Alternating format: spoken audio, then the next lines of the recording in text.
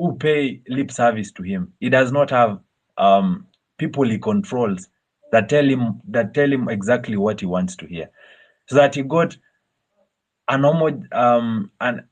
almost uniform representation of America into power, so that they would correct him and advise him appropriately on what is right. Anyway, I have two questions to Dr. Ekuru Aukot. By the way, I'm a big fan, and I actually remember almost breaking into tears when Akina Raila Odinga and Uhuru trashed a noble bill, the Punguza Mizigo, just because they wanted to push a BBI bill. I mean, it was all political. I wish we had that bill sail through. There's one thing Kenyans don't seem to see and are not voicing it out there, that the problem we have now can be solved through parliament, and that we have a compromised parliament. And if these opposition MPs, Akina Babu Owino, and the rest of MPs and the senators, Akina Sifuna, Akina Kajwang, are for Kenyans, why is it that they have taken so much time to push for removal of the president on grounds of incapacitation or through a motion of impeachment? Why have they taken so long? Does it confirm to us that they are remote controlled by Raila Odinga and that it has to be his will over the Kenyans' will?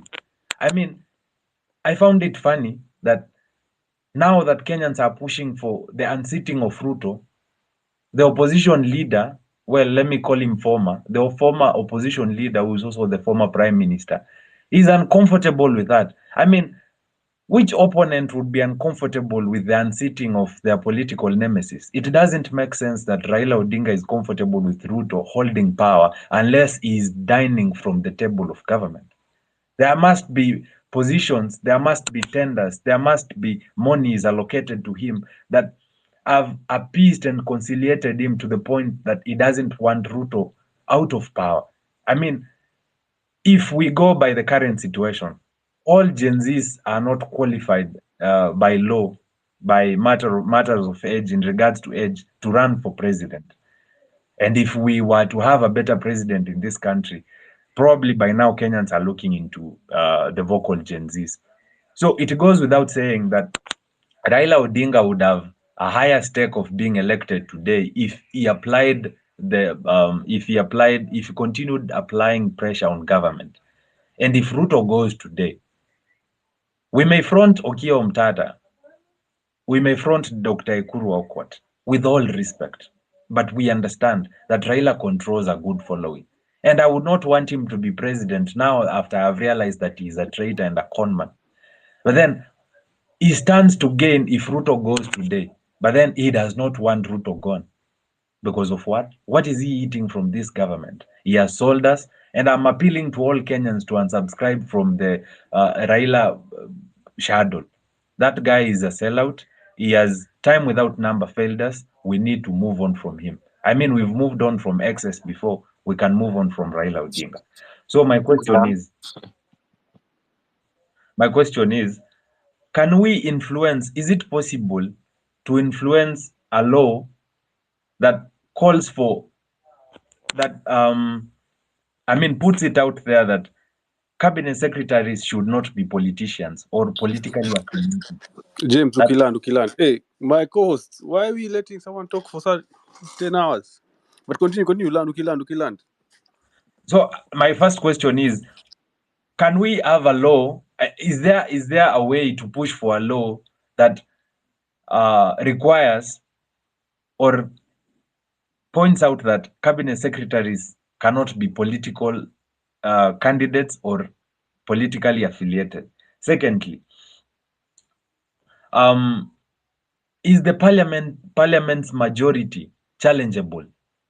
Because we remember that the opposition had more MPs than the Kenya Kwanza government, but the government bought the independent MPs and some of the opposition MPs. Is that constitutional? Can we challenge that? Because if we were to challenge the majority, the majority numbers that UDA and Kenya Kwanza claims to have, we can win back parliament. And it is through parliament that we can remove the president on Article 144 and Article 145.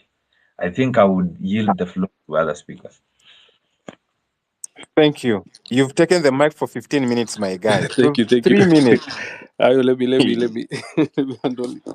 I want the doctor to experience what a forum like this is. So, doctor, I hope you are jotting down the questions as we move quickly, as we iterate through the speakers. Kowino Nishike, Yes, time, your 2 minutes. I'm noting. I'm noting the questions. Kowino Nishike, timeline, 2 minutes. Guys, 2 minutes for all speakers. We have over 100 requests. So I'm going to iterate quickly through the speaker panel. So we can hear everyone air their opinions and their views. So, Masharia, mic is yours. Twende kazi.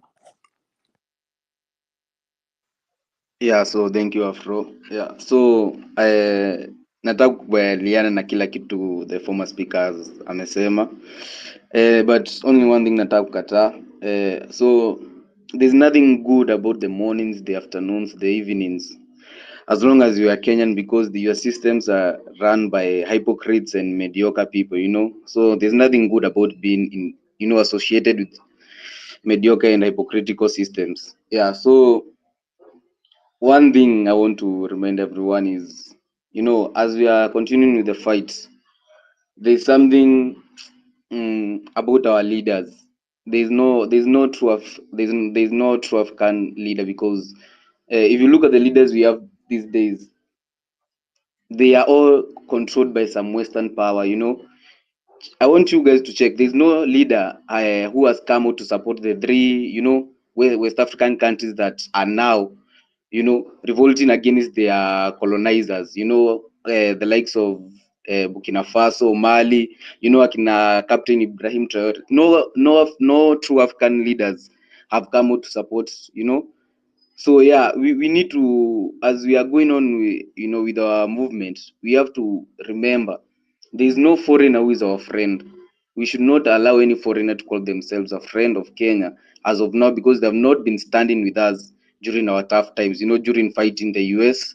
You know, our president is recognizing their attempted assassination of Trump, who has not even recognized Kenya is having, you know, is having tough political times.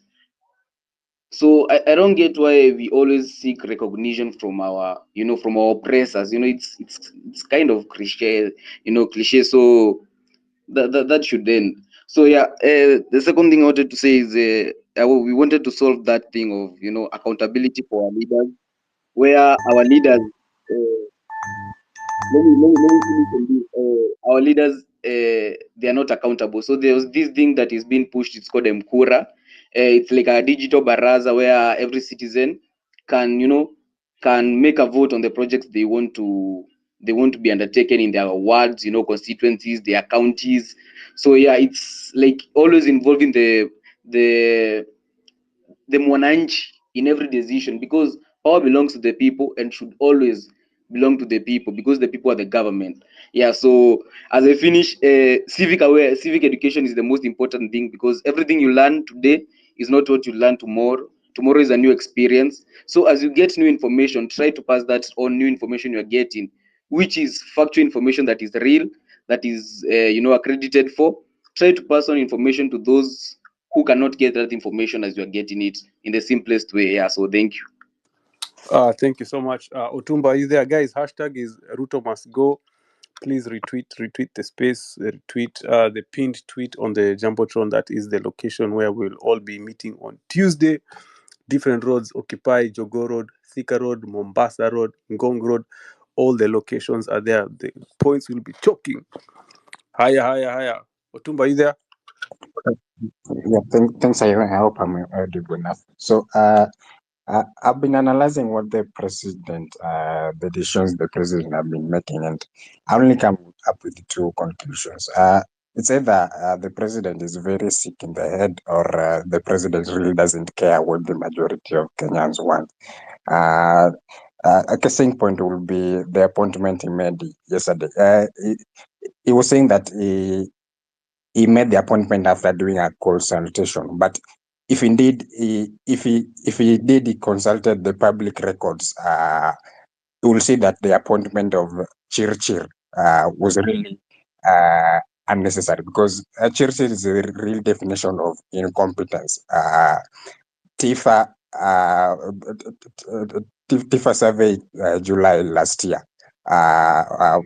highlighted Churchill as one of the worst performing CS. Within Churchill's appointment, we have more than enough nationwide power outages. We've had the most embarrassing petroleum scandal under his watch, and still is being reappointed into now a different capacity. If you check on the education docket, the person he appointed yesterday has been a lawyer throughout his entire life. And currently is also the chair of Kenyan, I believe. So if this guy is really competent enough and must really hold a CS docket, why can't he be given? Why couldn't he be given Attorney General then? Because he has been a lawyer his entire life, or the docket of energy, because currently is the chair of Kenyan. So why must he be given a docket? He has no idea what is happening in education. So and I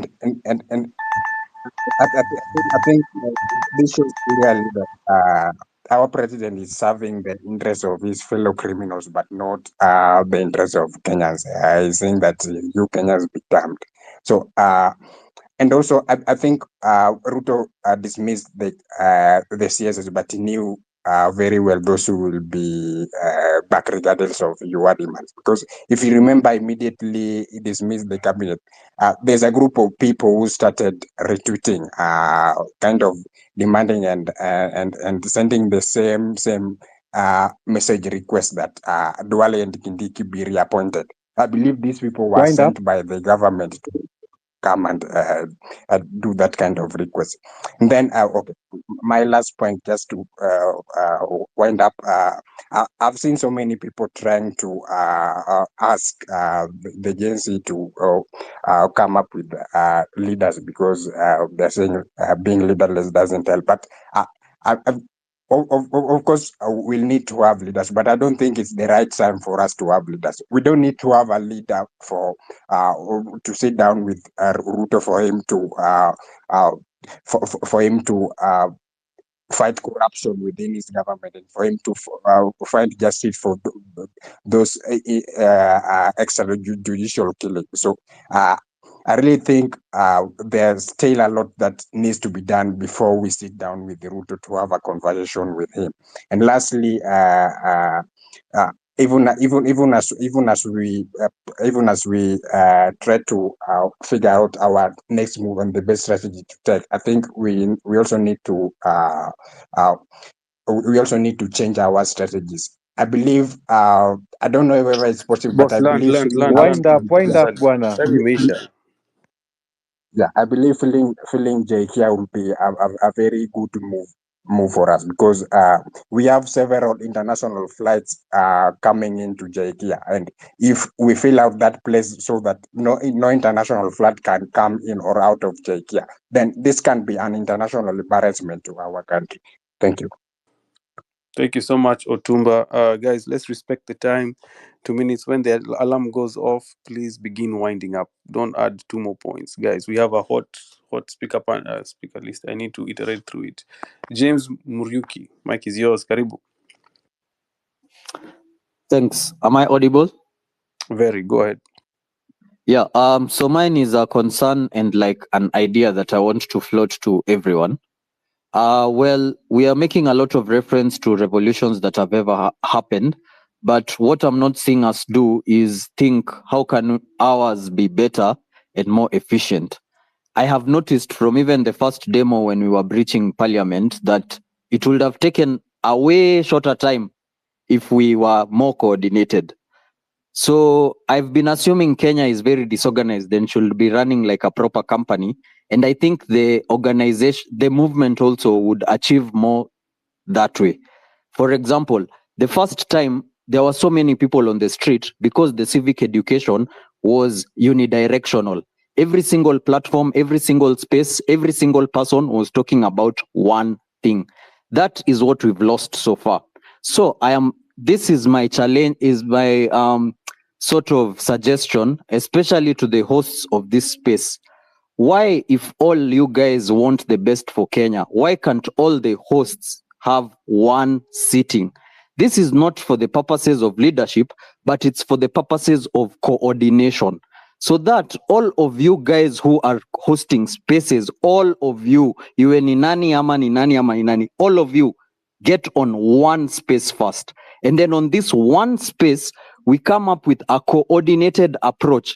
We can even achieve so much. We are limiting ourselves. We can have a unified account even where people can mchanga, and we can invest in various ways of making sure the movement progresses. We can have medical camps going all around the country, which we will fund, which we will have employed the doctors right now who are very jobless. Like, we can do so many things because we are fighting a system.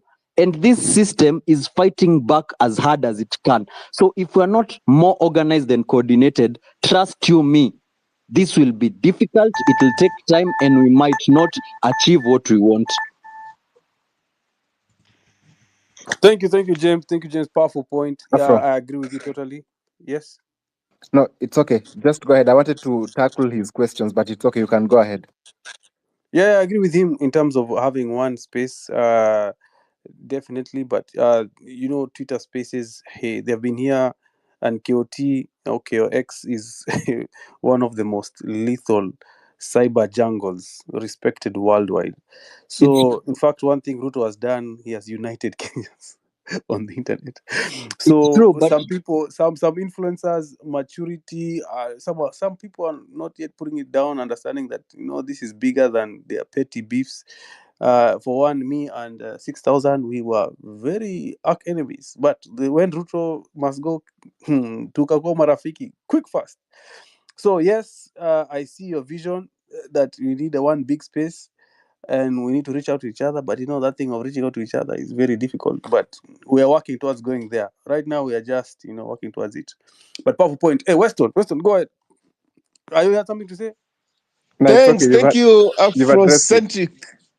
Thank you so much. A salute, fellow compatriots and everyone else who is listening in this forum. As usual, I pay tribute to our fallen compatriots, comrades, and soldiers. Quick, when I spoke last year, I posed questions and I asked whether we are deploying the minimalist approach or we're going the revolution way. Because I see a lot of distractions.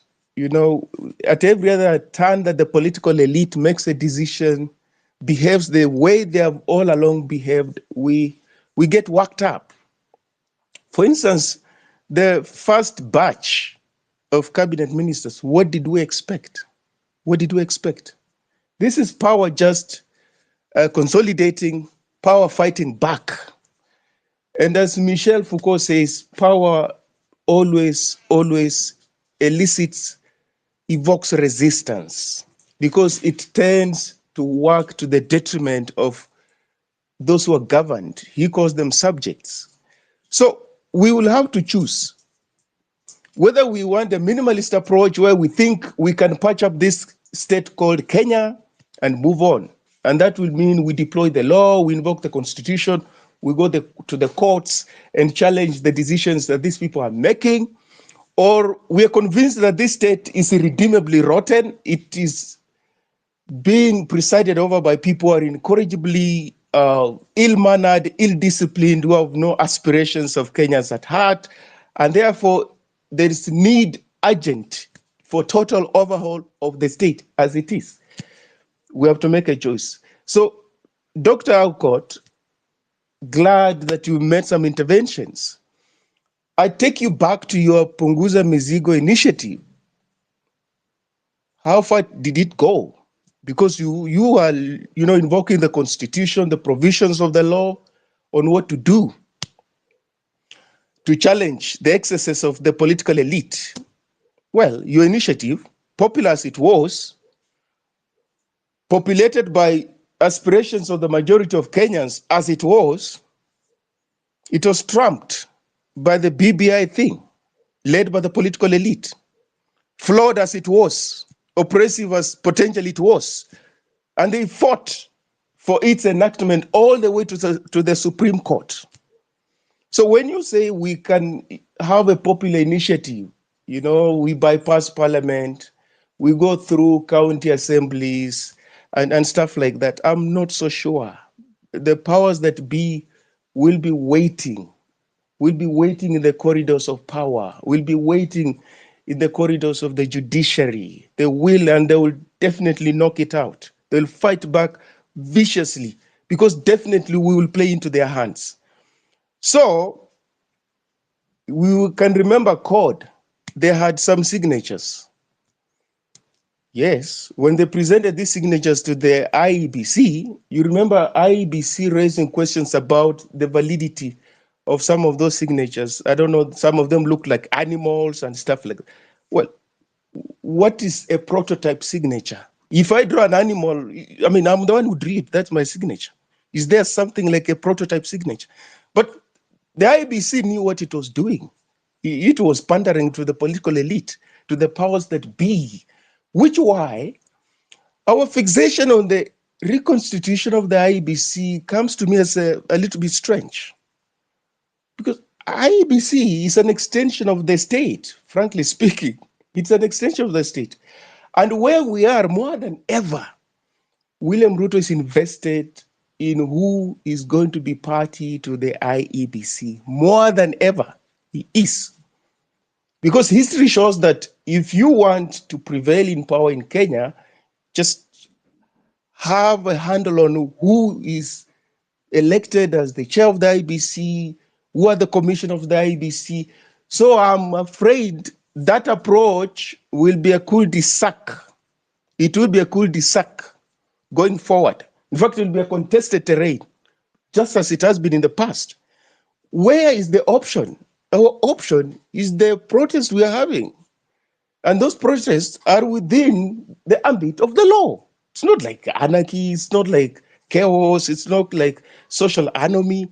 The protests that we have been engaging in to date within the law, that is it. Because the protests in and of themselves indicate one thing, that the legal approach, resort to the rule of law, evocation of the constitution, until now, those approaches are not working for the simple reason that the political elite is rogue. Is rogue. Which why it doesn't really matter who is appointed the Attorney General. That office is not really integral in the way the president conducts his business.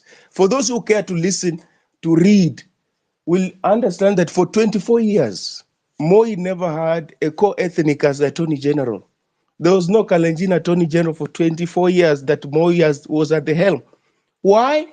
Because he knew he could have his way without necessarily having his co-ethnic, holding that very so-called influential position. Amos Wako was there, a very accomplished jurist. But what did he do? You remember the Wako draft. You remember the Wako draft and where it took us to. So Rebecca Miano, whoever it is, you can appoint anybody as the Attorney General. History shows that really, that office, really, whoever occupies it usually does the bidding of the executive, of the president. You remember very well also the CJ position. None of the sitting Supreme Court judges applied to succeed Maraga. Did we notice that anomaly? In which country? In which country? Would there be shortlisted candidates to succeed an outgoing Chief Justice and none of the Supreme Court sitting judges is interested in the position? Why? Why was that? I mean, that was anomalous, really. What did it mean? It meant that the political elite had rigged the process. They had rigged the process. They were interested in capturing the judiciary. So let us not forget history, which has got very painful lessons for us, where we think if you have a professor of medicine in the Ministry of Health, or you have got a professor in the Ministry of Education, suddenly the problems in the education sector in Kenya will evaporate. They will not. We have had them in the past. Suddenly the problems in the Ministry of Health? There will not, because these people are working within an establishment that is not pro-people, that is not for transformation, that is not for meeting the popular aspirations of the people of Kenya. So the papers there don't really count. They don't count. Moi used to have very accomplished people. They would just do his bidding. They were just as sycophantic as those people who didn't have papers. Why is Professor Kithure Kindiki behaving the way he's doing? And he's a professor of law. Why? Why is he behaving the way he's doing? Is there an explanation? Yes, there is. There is always method to this madness. And what is the method? Once you are co-opted into that system, then you let go of your brain. You let go of your independence of mind. You just do what you are supposed to do. So that is the system that we are ranged against. We're not ranged against personalities like William Ruto, who is appointed to the cabinet, who becomes part of the IEBC and whatever. No, we are not. We're ranged against an intractable system that has been there for decades, that is buttressed locally and as well as internationally, that is oppressive, vicious towards the people of Kenya.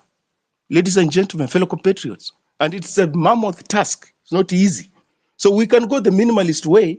We tried before, but the status quo will remain.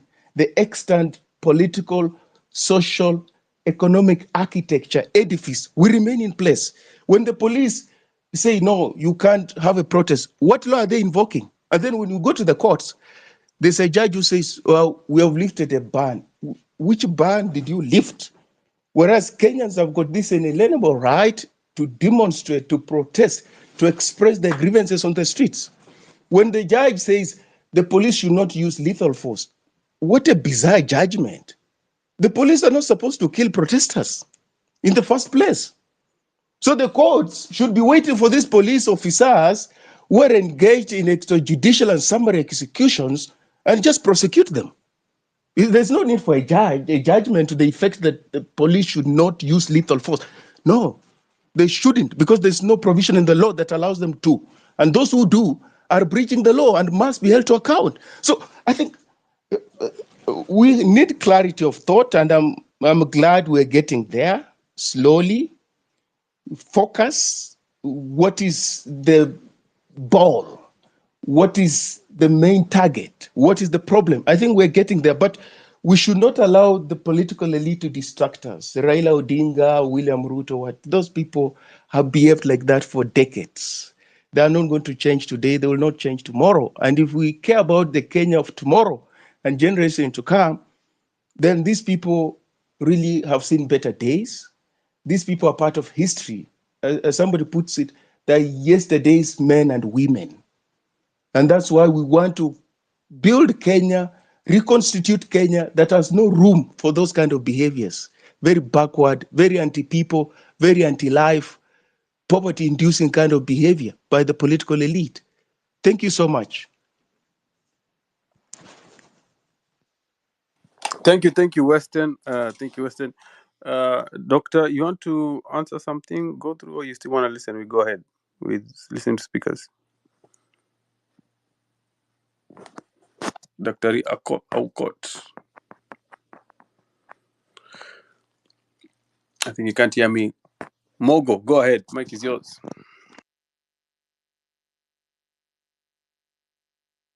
Mogo. Ayo, can you hear me? Yes, I can hear you. There it is. Oh, yeah. Mogo, you're making me doubt my reality.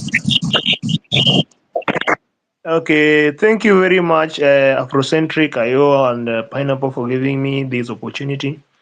Anyway, let me say this. Good morning, fellow Kenyans. Good morning, fellow anarchists. Good morning, fellow criminals. You have all the names, but these names are not bigger than what we are seeing in Bangladesh today. I think if you want to ask about the accountability and good governance, then somebody want to relate Kenya with Bangladesh. I think that one is a very stupid narrative that we should get off our mind. if we say Ruto must go, does not mean that we are drunk. The other day, I saw judges say that some people were drunk in Nairobi CBD and they were now causing mayhems and other things. Like, which country are we running? I want to go past that. Let me have my questions. My questions goes direct to Dr. Ekuro Okot. I've heard him talking about the UDA side having less number of MPs and then buying some from the Azimio side, taking them over, crossing over to the House.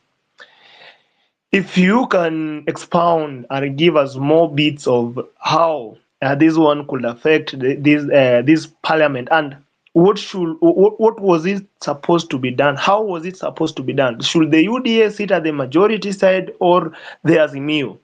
And if these other MPs, no, nowadays we call them MPs, if they cross to the other side, does it really affect their affiliation, their political affiliation? And should they be given a vote of no confidence? And can their parties recall them so that, because I think when you are elected by a given political party or an affiliation, it means that the desire, you're going to champion the desire of the party, of which parties have all their memorandums and all of their policies. And if you cross over, does it mean that you're now partyless? And if that's happened, can we recall these MPs and then we see where we can base our fight? That's number one. Number two, there's this.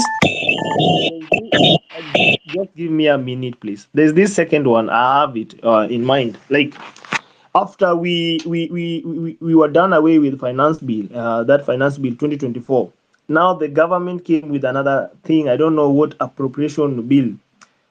How does it go? How does it go according to the law? How are things going to be run in that another appropriation bill that is going to run this country for for another one financial year? And lastly, if somebody is found unworthy to be an office holder like CSS and PSS, how where does we champion our things? Can we go by the law? Because we will go to the road. I think as much as we are going to the road, there must something at the court to stop all these people, because we can't be on the road losing our lives and then tomorrow you see somebody's shouting at Simba is back.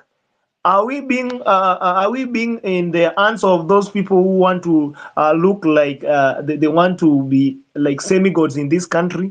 How can you be given just a nomination from the State House and then you're celebrating Simba is back? Some people holding political rallies. These are the nonsense we don't want to see. We want to see people working for the Kenyans. And what I want to ask Dr. Can you give us a leeway? Can we stop, as much as we are going to the roads on Tuesday to say no, to reject all the things that Mr. Ruto did yesterday? Can we also have a law pursuit? And pale kwa law pursuit kitulifanya pale kwa parliament, we do the same to the law, to the courts. If they don't do what we want, then we occupy and then we overturn everything. I think that's my submission. Thank you very much for giving me this chance, Afrocentric and yo. Thank you, guys. The tweet on the jumbotron on the nest, right above this space, guys, is the one we are retweeting. We're trying to get word out. We have listened, we have talked this week, and we said, guys, is something that we're already thinking around and with like-minded partners on the various strategies that we can employ. And we are humbled because it's by working together with the different institutions that we're able to make a greater concerted effort, because the need is quite large and it's all around the country that we must respond to the different challenges that are rising. Now, with regards to issuing a notice to the police, the problem is it's not the notice that gives you a license to protest. Protests can also be spontaneous. And so you're giving a notice for the purpose of them facilitating the protest. So it's not a directive that you have to give it this way. And I think what the acting IG is trying to seemingly tone down after the court orders. But the aim is to merely just facilitate and provide protection. But it's not that that is the license that you will be able to now protest if you give that such a notice, because we have had even instances where the Nairobi area commandant has regional commandant has refused for people to exercise their right to picket, irrespective And that is not his prerogative. It's a constitutional right. As long as we are peaceful and you're able to exercise your rights well, and that's why we need to continually be vigilant and raise concerns, particularly when they're goons. And we have seen situations, the ones who call themselves Nairobi business people or city business people with rungus, trying to infiltrate the protests, and those goons that come to take advantage and steal. We need to be vigilant so that those ought to be arrested because they are not part of the peaceful protest. They're destroying private property and stealing from even the protesters who were just engaging in a peaceful protest. And so, as LSK will continue, we are looking at the various questions, both constitutional, and we're grappling on the best strategies on how to come forward. Now, with regards to the other methods that are available, of course, the Law Society has always gone to our courts to raise concerns because, as much as we table our concerns with regards to any pieces of legislation in Parliament, and we have seen how our Parliament has been the weakest link in this country, in this nation. I dare say I've said this several times, and I continue to say it. Our Parliament has failed us because they have forgotten that their role is representation and are carrying out other roles. The courts had declared CDF unconstitutional. It ought to be implemented. It ought to be one of the first things that the head of state implemented and stopped this issue that Treasury is continuing to disburse CDF, yet it's unconstitutional. We need to have the women reps, that NGA fund that is unregulated on how do they account for the monies that are given to them? How much do we actually see benefiting? That money should go into education or health. CDF should go to the governors to actually support development projects and should be purely for development projects at the county level so that we can hold our governors accountable in the same manner and fashion we have held the head of state demanded for accountability and transparency, so that we can actually feel the benefits and MPs and women reps can focus on what took them there to represent us. One of the speakers has raised the concern that how did we allow independent candidates to switch, yet the opposition and independent candidates made up the majority. And again, to say that we don't have proper leaders who recognize the importance of protecting their members. Once they get in, they sell themselves for the highest bidder, and we see members of parliament changing sides, and that's why we have an executive that is controlling the parliament, and that's why we can see decisions are made at the executive level and implemented to the letter at parliament level. And that's not the kind of democracy that will ensure growth, accountability, and transparency. Because today we would be comfortable to raise, if you had concerns about any cabinet nominees, is to go and table and challenge them through your representative in parliament, knowing full well that your representative is going to stand up for you. But the challenge that we have in this particular parliament is we have parliamentarians that do not listen, that do not want to hear the position of the people, and they will remember you 5 years when it's almost the close of the term. That is when they'll remember that they have an electorate and they've forgotten the primary purpose in which they went to hold those particular positions, those particular seats. And therefore, with such a parliament, the question is, that's why now the head of state has to negotiate with the people of Kenya, because those who ideally should be representing your voices, should be standing up for you, should be able to share with the executive the kind of position the people of Kenya are holding, have failed to do so. And it's not that we let them, but it's individual choices. In as a nation, unless we demand for accountability and transparency, not just from our executive but as well from our parliament, because parliament has the ability to vet the budgets that are being used by the executive, have the ability to vet the borrowing powers, has the ability to vet these nominees, has the ability to say no. And the more we keep quiet and they watch and we don't hold them accountable, then we'll continue to see the games that we saw, that in 30 minutes we allowed the army to be deployed and the army is still deployed indefinitely for this particular period, because even the orders that were given to the court, there's no particular period that is be noted until further period, until they feel that they have restored peace. So is peace when they have stifled the voice of the people, or when they're able to finally listen and sit together and work with the people? And so if we don't have a parliament that is able to vet, a parliament that is able to be held to hold people accountable, then we'll continue to struggle and strive. And it's high time that we also ask our parliamentarians for accountability, so that we can actually have a government that is working. They can hold the executive accountable, and judiciary as well. We demand from them accountability, that they hold both these two arms of government accountable. Manuel, we can pick maybe the ones that I may not have responded to.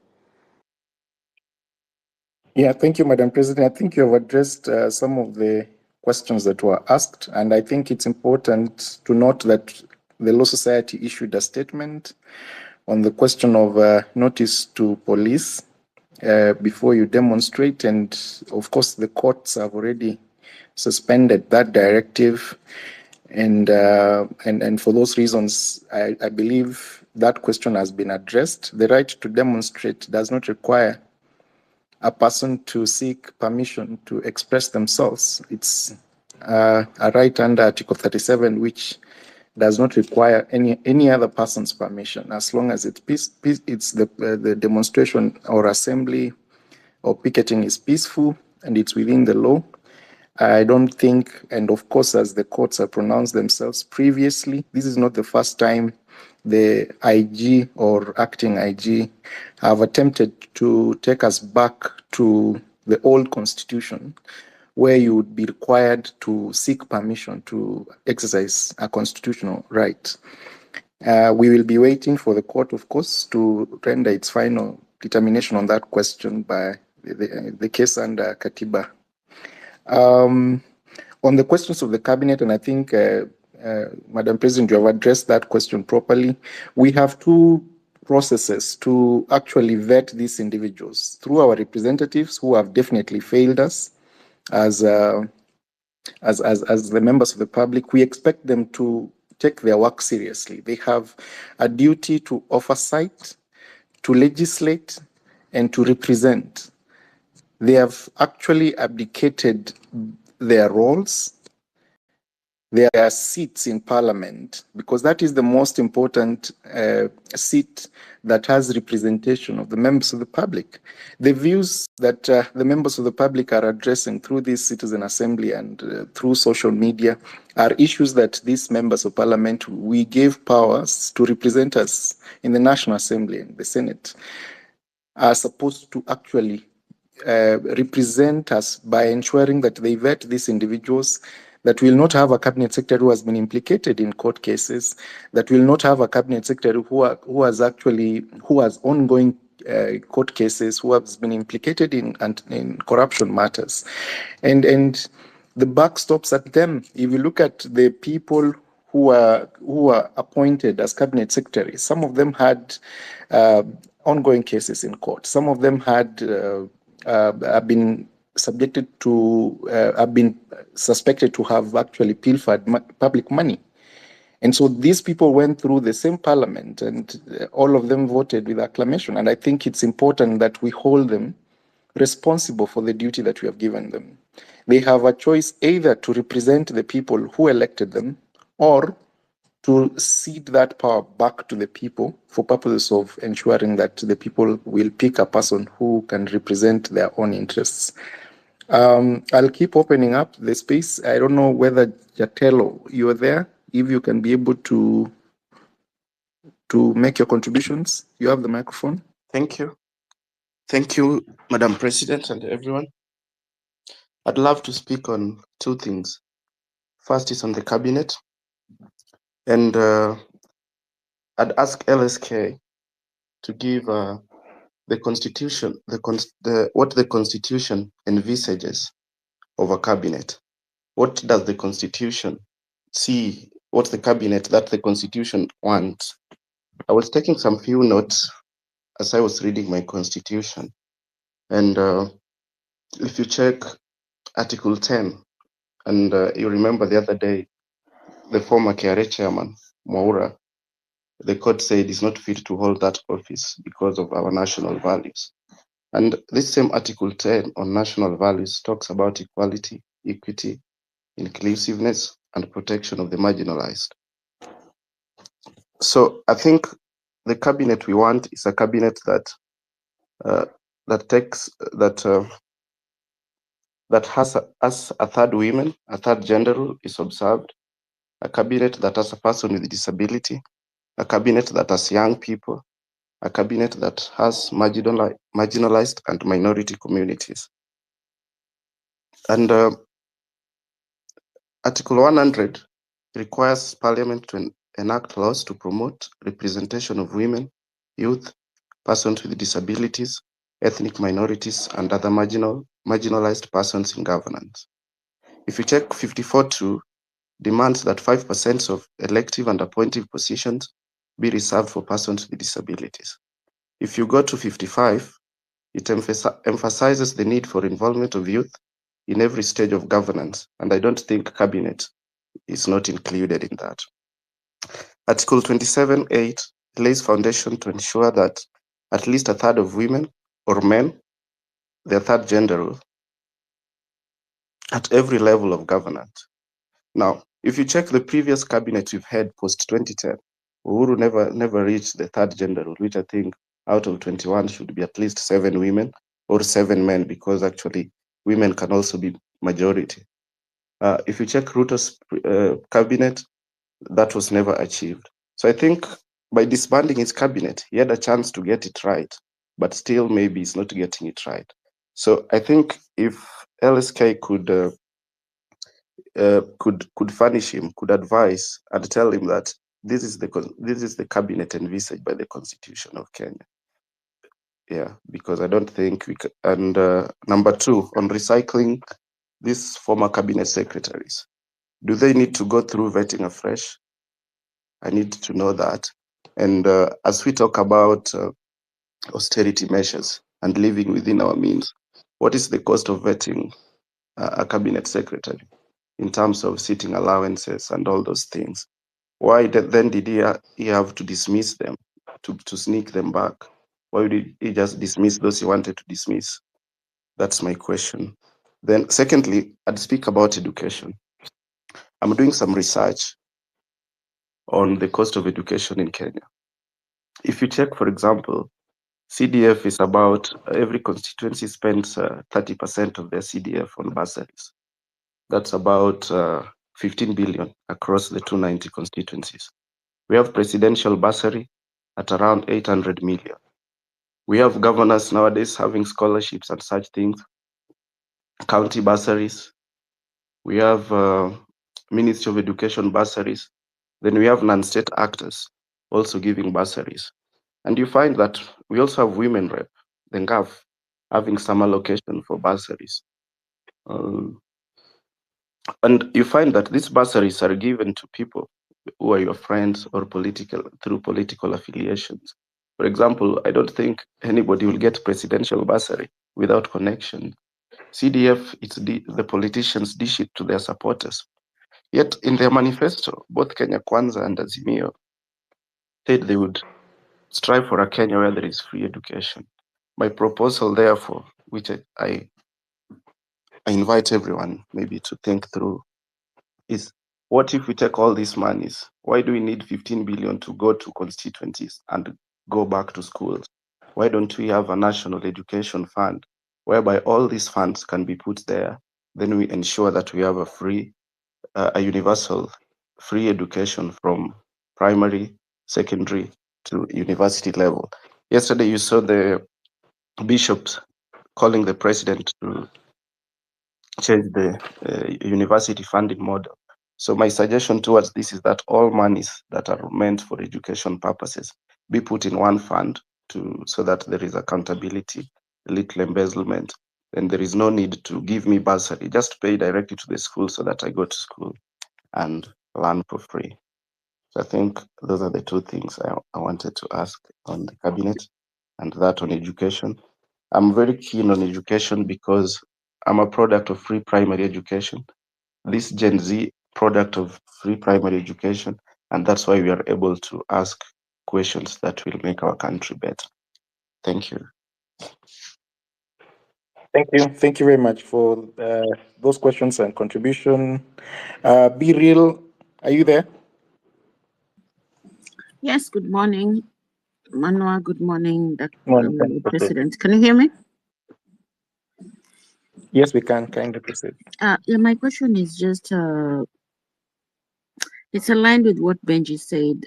How can we file for a memoranda for these individuals that have questionable characters and they have pending cases and they have fraudulent cases still pending on with them? How can we file that? Because I think now we should watch for filing each and every individual at a personal level, and us as if you and your team as Republino can support that, because this is despicable what's happening, because we're just being it's feeding from left to right. We're not getting any solutions out of this. So how can you file for these people that were elected, actually selected? They were not elected, they were selected, so that we can remove them from those in now in the law legally. Thank you. Thank you so much, Biril. Ian, sorry, Arnold.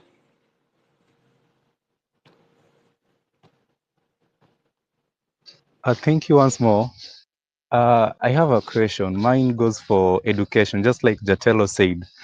We've seen it go through social media that around 153,000 students are not going to receive help.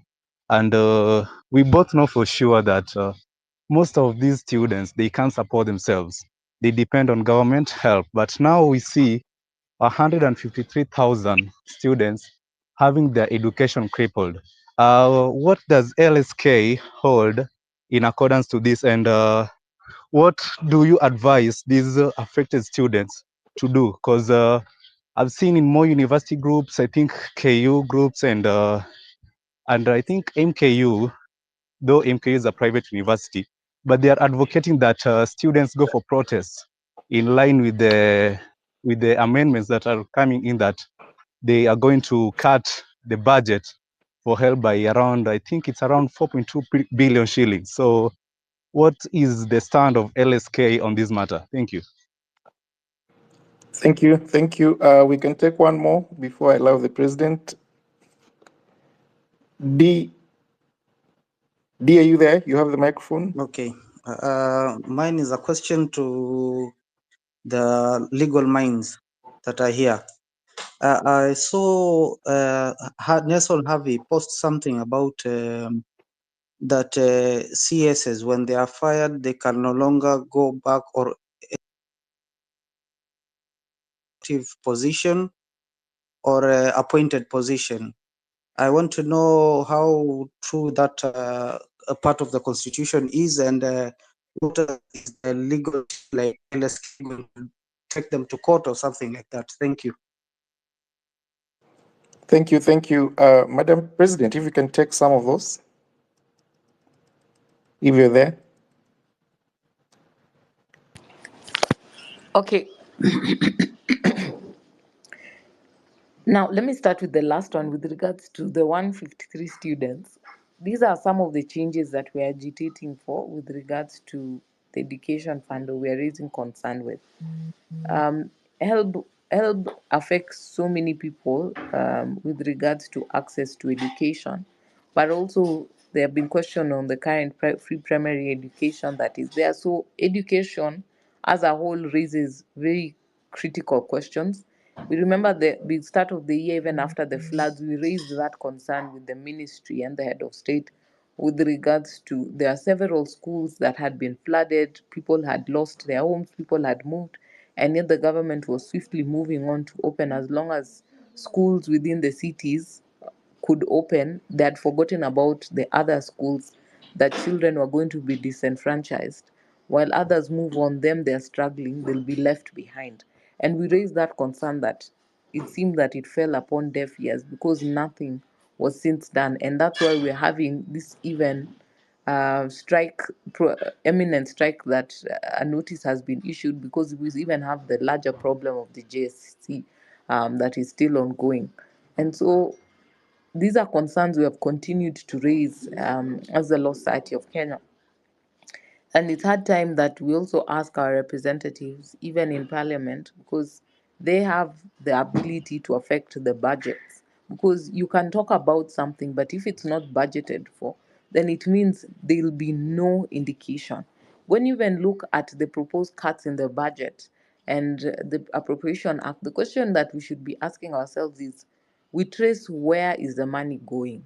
Where does the budget say what is going to be cut? Because yes, the executive can cut, but it can cut crucial areas for the citizens to feel the cut and them not to feel the cut.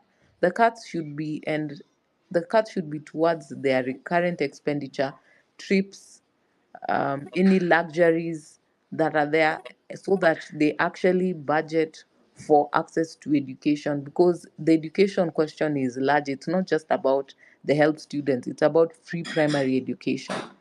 It's about access to books and facilities.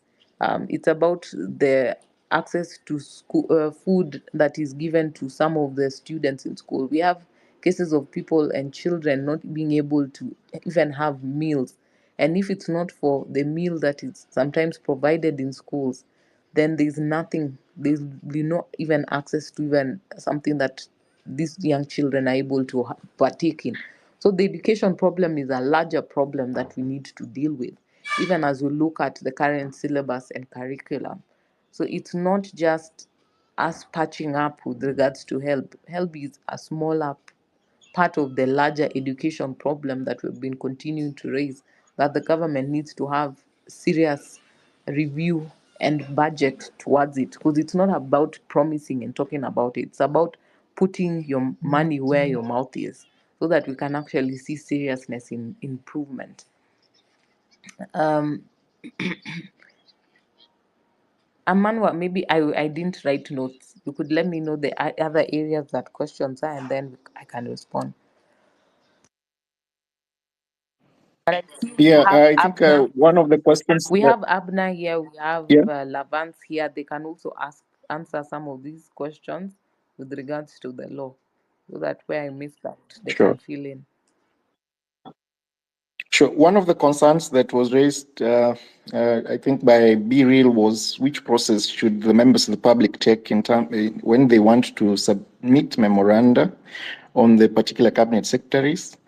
I don't know if you can take that. Then we can, of course, allow the other advocates on the forum to answer the questions that have been put forth.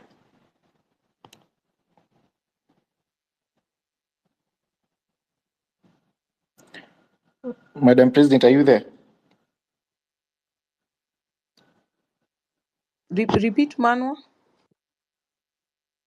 The process that the members of the public should use to pass memoranda on the particular cabinet secretaries before the vetting starts, and how Parliament can be able to have those views from the members of the public. Which process is available under the law? Well, there's public participation that is supposed to be open to members of the public. You can share to the clerk of the National Assembly. You can share to us as the Law Society, because we'll be sharing our views as well. You can share to your member of parliament as members of the public. So public participation is open to each and every one individual, that you can share your personal views. You can raise memorandums as different groups at the private sector, public sector. And so it's open. Public participation was the new part of the new changes brought under the Constitution, that members of the public can actually have their voice heard, that you don't need to wait for your member of the parliament. if your member of parliament is ignoring you, you can actually share your concerns, you can actually share your views. One of the laws chief was rendered unconstitutional because it failed on the threshold of actually carrying out public participation. If you see the rejected bill, Finance Act 2024, was because of the overwhelming public participation and the concern that members of the public even had, that they had raised their voices, they had complained, they had issued memorandum, and all of that was ignored. But people were able to share their views, even the Law Society and various groups, with regards to those that particular legislation and the effect and the impact. And so similarly, you can share your views, writing to the clerk, and we'll look for his address and share, so that you can share your views to the National Assembly. We can share your views as well through the Law Society, and we'll forward all those views. And part of the Citizens Assembly is also for us to come up with joint solutions and recommendations of how we best think that we can share. And maybe it's time we thought about a platform for public participation that enables members of the public to be able to share their views without having to reach for any special numbers or email addresses, that we can actually have a platform that will track all the memorandum that has been shared, so that it's open and transparent, and they cannot say that they did not receive these emails, they did not receive these recommendations, that this number of people were not able to participate and they only got these few views. And as well, a platform that can be an online platform to ensure that as many people, irrespective of the difference in time or distance, we're able to ensure that as many people share their views and their concerns. Thank you. Thank you, Madam President. I think perhaps also the members of the public should know that if you go to the website of the National Assembly, you will find the respective emails of every other department in Parliament. You can be able to actually present your views through a memoranda, through those emails, and perhaps expect that they write back to you for a purpose of you presenting those views personally when the vetting process will be ongoing. I think there was a question that was asked about the constitution of the cabinet secretaries under the constitution. Article 152 provides for that process, and as you know, the president has powers to appoint a minimum of 14 and a maximum of 24. And I think Jatero asked questions about why the president will dismiss and reappoint the same people, and what implication that has on public expenditure and use and good use of public money. And I think that is a valid question. Some of those questions will be subject to a court process, so that the court can interpret as to whether, whereas the president has powers under Article 152 to hire and fire. And remember, the Gazette notice dismissing these cabinet secretaries was actually gazetted as dismissal. And a dismissal, in its explanations and interpretation, means you've been fired. And you can't be fired from an office if you didn't commit an offense. So why would you then name the same individuals? And I think that is a constitutional question as to whether the president has capacity to play around with Article 152, especially on the specific powers to dismiss and then purport to reappoint the same people. There are several constitutional questions that can only be answered by the court on that question. And of course, we are following up as the Law Society to ensure that the due process of the law, especially in appointment of cabinet secretaries, is followed.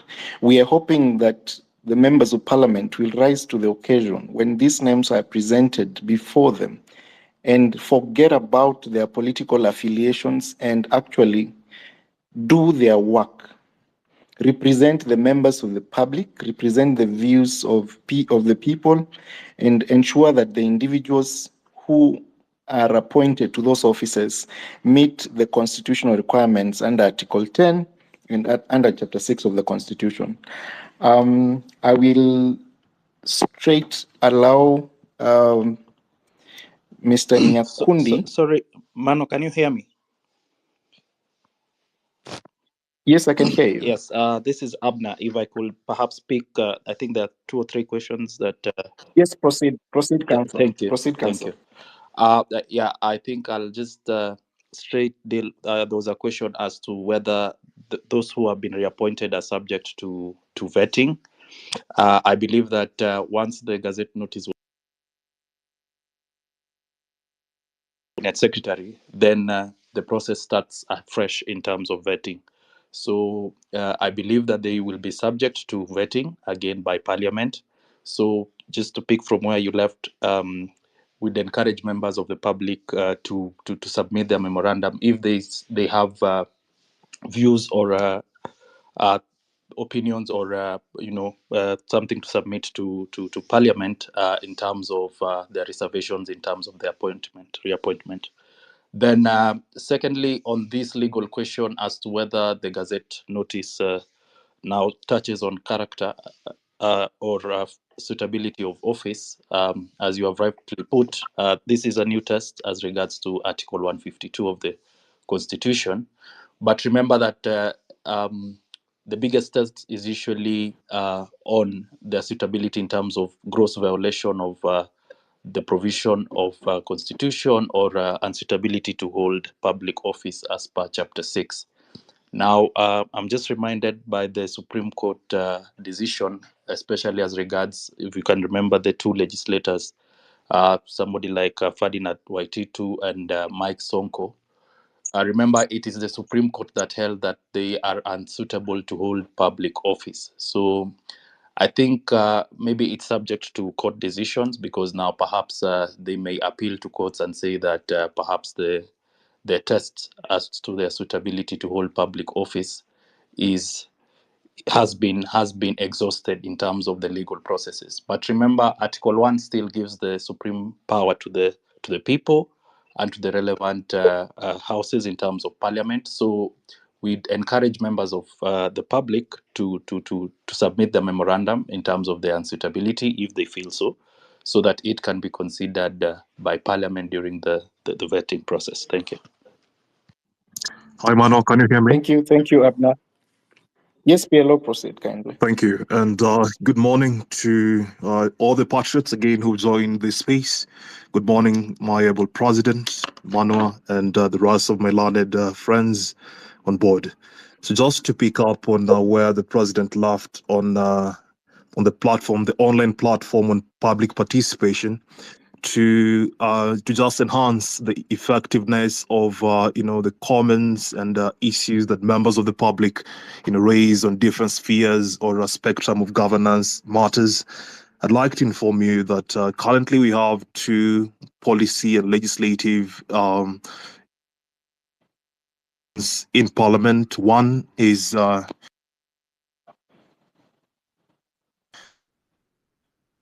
Assembly Bill number 50. As you've seen, Article 10 on national values and principles of governance. Can't you hear me? We can hear you now. All right, thanks. Thank you. So I was mentioning the Public Participation Bill 2023 as one of the legislative interventions that we've had, in the past few months. On Article 10 on the national principles, on the national values and principles of governance, public participation forms a key component and item on such principles. So Parliament has never ever enacted a public participation bill until last year, in September, 1st September, when that bill matured, and it was first read. It was first read on 12th of October 2023. So it is still pending before the National Assembly.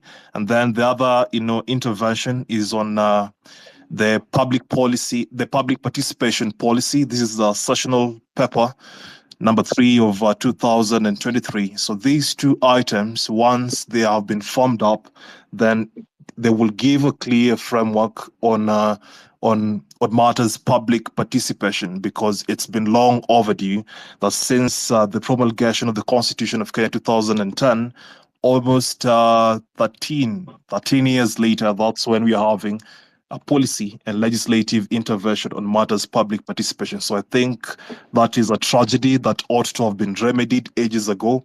But nonetheless, we will take what we have and, at least make sure we have a firm foundation, where members of the public can effectively participate on different issues of governance.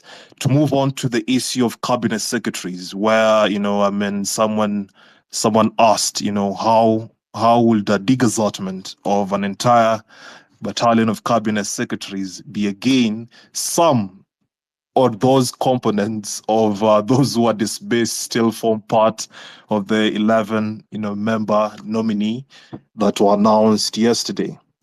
So technically, even without going further, the president in nominating not just 6, but even one of the dismissed cabinet secretaries is in gross violation of the Constitution and is in gross violation of the oath of office he took, when he was sworn, into office. Because when you look at Article 75 of the Constitution of Kenya 2010 that provides for the conduct of state offices, and I'll move straight to sub-article 3 under Article 75, and this is the Constitution, the apex law, which provides that a person who has been dismissed or otherwise removed from office for contravention of the provisions specified in Clause 2 is disqualified from holding any other state office. And sub-article 3 is read conjunctively with sub-article 2 and with sub-article 1. And sub-article 1 of that particular provision of the law, which provides that any state officer or a state officer shall behave, whether in public and official life, in private life, or in association with other persons, in a manner that avoids. I'll just go straight to paragraph C, not even paragraph A and B. Paragraph C, demeaning the office the officer holds. And all these grounds are what, is constituted under, sub-article 2, which sub-article 3 now, gives the final verdict that whichever clause, whether it's, sub-article 1, sub-article 2, but the final verdict under sub-article 3 that states that the moment you're dismissal, technically it means the vote of confidence is passed against you. It means that you have demeaned the office, that you hold as a state officer, and CS is part of that. So why would a president, if at all, he was in good faith, with consultation, I don't know to the extent of the consultation he made, but for me, this is gross violation of the Constitution. None of those who are dismissed from office, when the entire cabinet was sent packing, should have been in any way either perceived or real be nominated as a cabinet secretary. So that is the position that I think the president ought to have followed. That is the law as it is, not the law as it ought to be.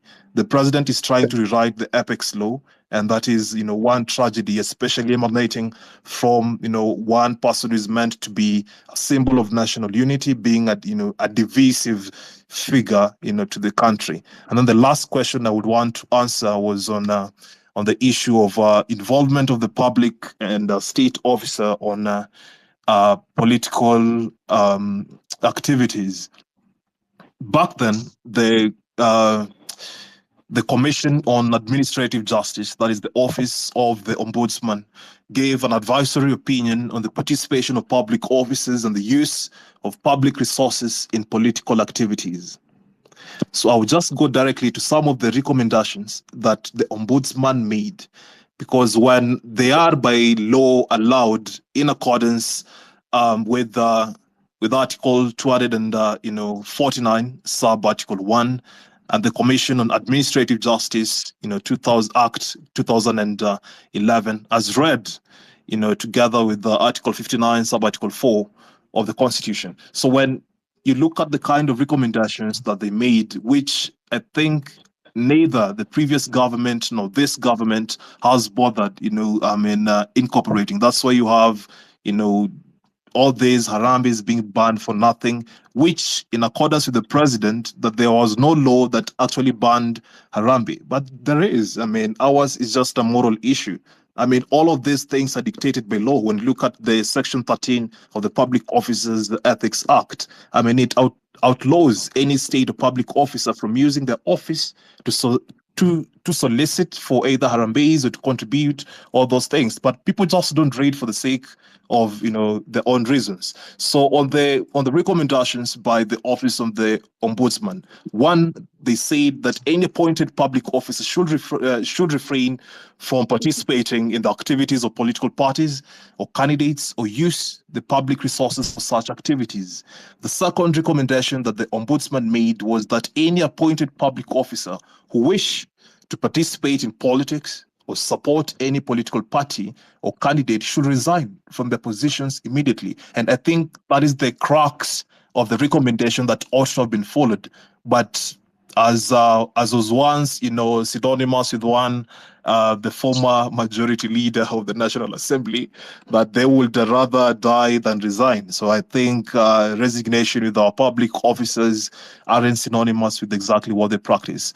And then moving away from that, the government itself issued a circular, on 22nd of December 2011. And this was about this circular was circulated or disseminated to the PSs, who are the accounting officers in every ministry. It was circulated to the Auditor General. It was circulated to the Clerk of the National Assembly, the Chief Registrar of the High Court, the Secretary of the Public Service Commission, the Director General of the National Security Intelligence Service, and the Secretary Teachers Service Commission, right? And it just dealt with the political neutrality and integrity of state and public, offices. But this circular as well hasn't been fully implemented. Yeah, that is all for me. Back to you, Manuel. Thank you, PLO, for those submissions. Perhaps if we can take another round. Josephine, are you there? You have the microphone. Simple question. Hello, Manwa. Yes. Very simple question, so I can even drop off as a speaker. Could the Thank you. society provide us a format for memoranda, making it easy so that, for example, if I have a format for memoranda, I can then fill it out myself and forward on to the National Assembly? That's number one. Just some guidance on memoranda so that our memoranda are very professional and very well done. I've done this before, but it's not what we do every day. So that would give it, some good credibility. Number two, police killings have been a nightmare since this revolution began. Police killings have been a nightmare. And Kindiki was on a national televised media house where he was asked a direct question. And I'm asking the society here because it's full of lawyers. Kindiki was asked, when Parliament was overrun by citizens, who are the people who were carrying high caliber weapons, AK-47s, M16s, etc., in civilian clothes and masks? And he was asked, who were those people? And Kindiki answered, I don't know who those people are. And I'm telling you, I'm the Minister of Interior, and I don't know anybody who was firing a revolver, a pistol, a high caliber weapon on Parliament grounds. Those are not my officers, and I don't know who they are, and they have to face the law. My question to the society is a man like that eligible to go back to the Interior docket as Cabinet Secretary? I mean, what are we saying? A sniper killed an unarmed Kenyan, actually many clothed in the flag and demonstrating peacefully. They were not armed. So how is he even eligible to go back as Cabinet Secretary Interior? That's just a humble and simple question, and we want answers. Thank you very much. Thank you for those questions and submissions. Maundu, were you there? Yes, I'm right here. So I have three questions. And the first one will be the recovery of lost funds through corruption, and the culprits are never prosecuted. I don't remember a moment when we had a minister or a CS who was prosecuted for embezzling the public funds. Also, the long-term accountability policy that we should put in the system. Since independence, we have seen revolutions come and go, like the 1992. Let's say it's our parents who fought for that democracy. But after the democracy, we don't see any policy that was put into place that could help so that we don't fall back into corruption or dictatorship. Also, the Auditor General always gives their recommendations after they audit the reports, which are never followed in the county governments, nor as the national government. Those are my questions, and also the public participation. How can it be considered and be implemented by the government? We had a senator, one of the senators saying that these recommendations by the public are never put into any consideration. Yeah, thank you. Thank you very much. June, kindly you have the microphone. Proceed. Hi, good morning. Can you hear me? Yes, we can. Okay, so I have two questions. My first one is to LSK as a body. I want to ask whether or not it's possible for you to get together with Amnesty International and Kenya Human Rights Commission and file human rights violations and war crime charges at the ICC towards the police heads, the cabinet secretary that got fired and is somehow getting rehired, and every police head that was in any county where somebody died, just a joint level, like a joint suit, like war crime charges, also including like police officers going to hospitals, because hospitals are protected under the Geneva Convention. So that was also like gross violation of human rights. So is it possible for LSK and the rest of the human rights bodies to come up with and just sue them? Like, because the police have been acting the way they've been acting because there have been no consequences for what they've been doing. Like, they literally are just killing people with no consequences. And I don't think anybody even trusts the Kenyan court to even hold them. And even any citizen who was like kidnapped or anything, you can't even like trust that you will be safe as like a witness, because you will be going and facing someone who can come into your home and break in and then just like kidnap you. So is it possible for you to take it up and go above and just go to ICC directly and file war crime charges and crimes against humanity against all these individuals, including all the officers who are also found and named on like the X timelines? Because like Rex's killer as well has already been identified. So is it possible for that to happen? My second point is towards like the cabinet secretaries. I think the problem began when we allowed that individual to go and consult himself and pick from his basket of sycophants. So maybe the citizens movement should front their own cabinet, because he obviously cannot be trusted to bring individuals who are qualified. So maybe the citizens themselves should form their own cabinet and front it and tell him, pick here, because it clearly looks like you're not able to. Thank you. Thank you very much, June. We can take one more, then perhaps we can have responses from the advocates on the forum. Brian Casey. Brian Casey, you have the microphone, kindly.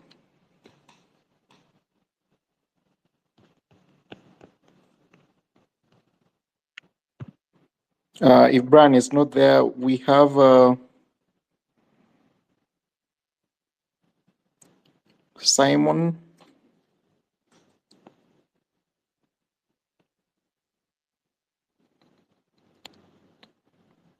Simon?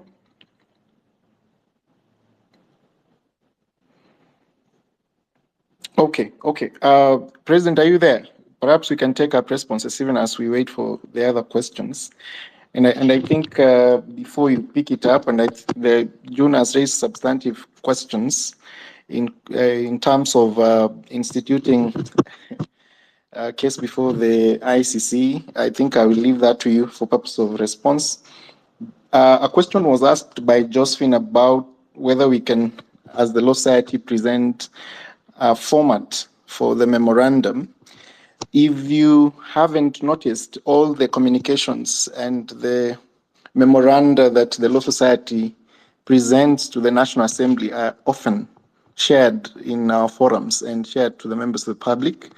But again, that is a challenge you've given us. We have a committee that is specialized to deal with memoranda to the National Assembly, and we will be able to perhaps share a format to the members of the public through those forums for purposes of any individual who wants to present their grievances on the cabinet secretary appointees while the vetting when the vetting starts in Parliament, can be able to actually present their views through that process.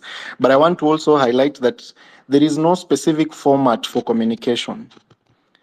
If you have information, the Constitution has shied away from procedural, what we call in law, the procedural technicalities. It's the substance of what you write. You can write it on a paper, you can write it on an email, you can communicate whichever way. And I think that is the simplest way to address that question. There is no mode of presentation that is unacceptable.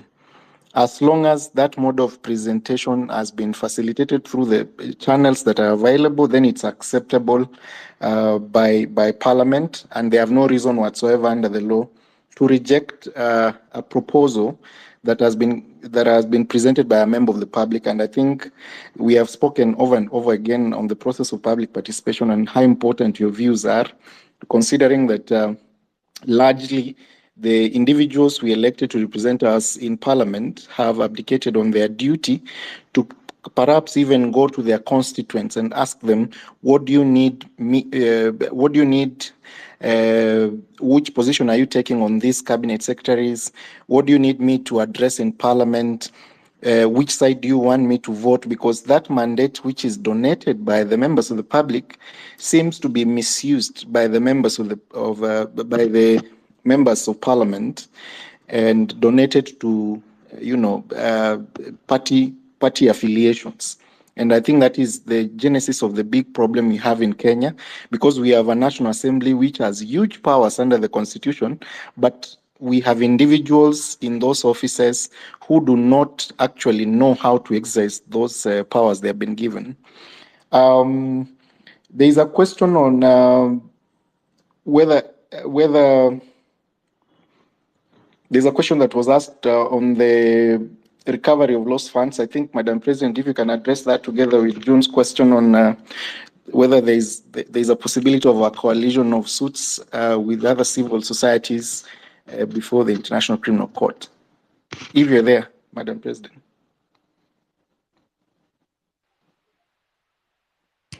The issue on lost funds or recovery, well, investigations must be done, and those are hue and cry, and we have agencies that can carry out investigations to ascertain where monies were stolen and tracing to be done.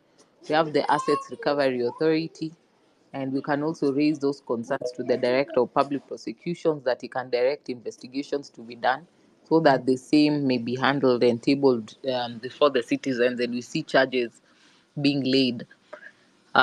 Because as much as you can try private prosecution, it's important that also these agencies that have the capacity and the resources to actually do proper investigations and tracing and get access through court orders to different accounts, they actually implement and carry out their work on that. I noticed there quite also still a number of advocates. I didn't get the second question, Manwa. The question was whether the Law Society can lodge a class case before the International Criminal Court alongside other civil society. I thought it's important that you address that question. We've been working with yourself. the various civil society organizations. The question is the threshold, and that's why we are collecting information. We are collecting data as we analyze and what tangible information that can be presented, because it's normally how the threshold to establish whether the criminal courts, the International Criminal Court of Justice can take up the matter. However, there are other avenues that we can invite international organizations to come and also monitor and investigate, so that irrespective of the fact that we may not meet the threshold to the International Criminal Court, there are special rapporteurs who carry out, who, based on what's going on in a nation, can come in as well and investigate or monitor the situation so that things do not degenerate any further. Thank you, Madam President. I think June also asked a question on the consequences. I think as the Law Society, we have done what we had to do, and we are requesting for the members of the public to channel information.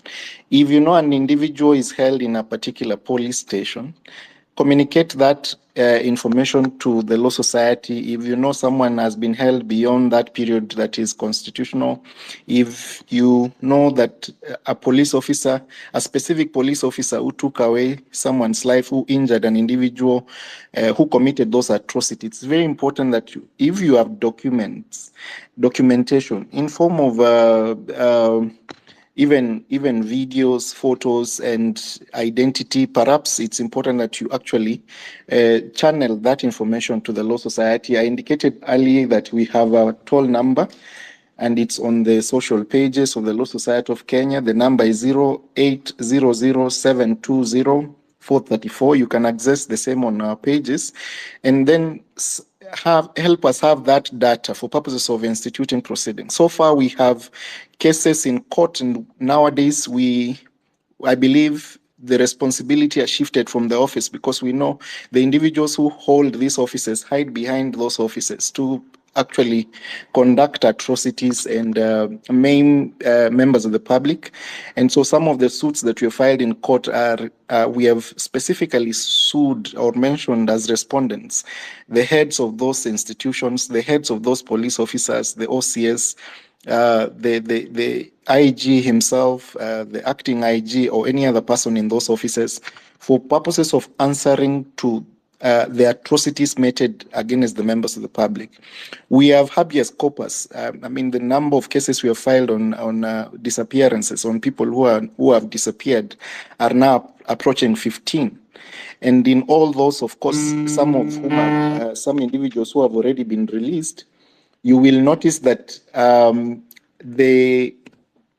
the majority of the individuals who were arrested who are arrested and who are disappeared have already been released.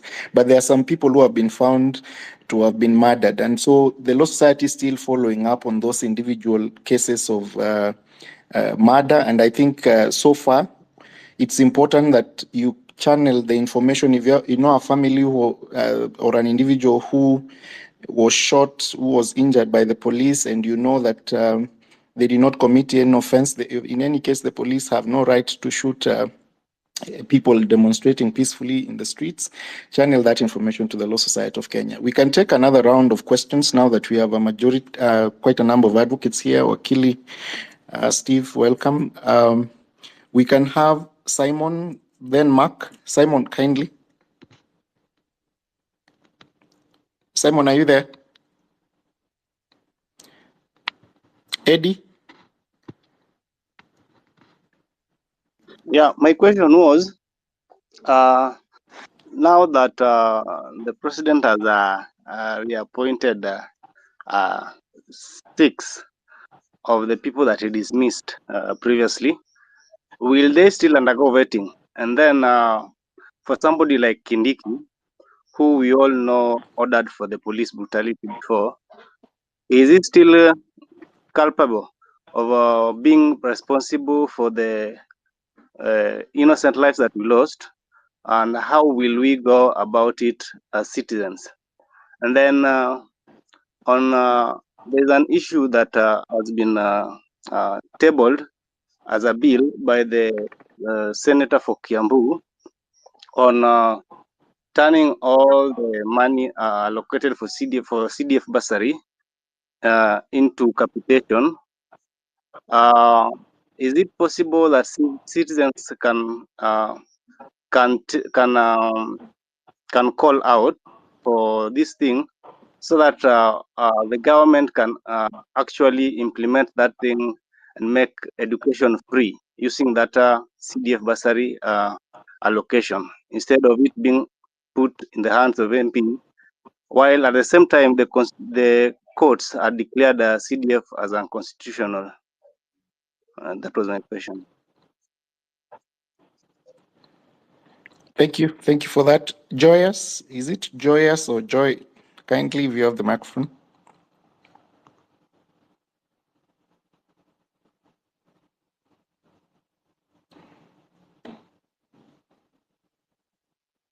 Eddie,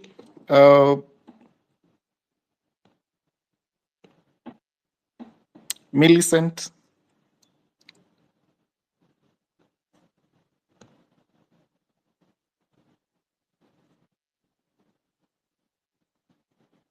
Nyakundi.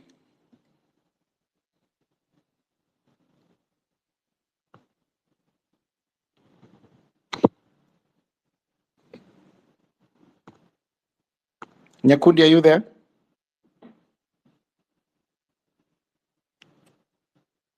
Mark?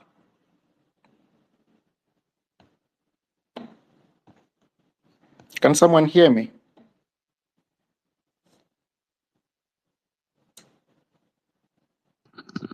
I can hear you, Jim. Okay.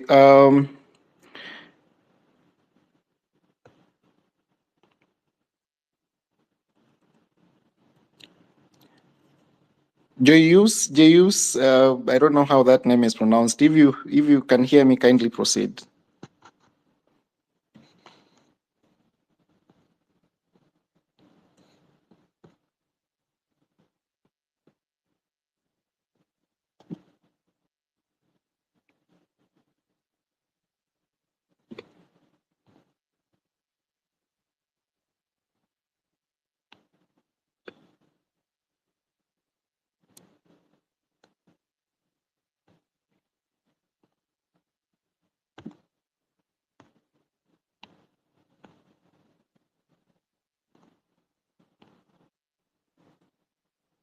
Mark?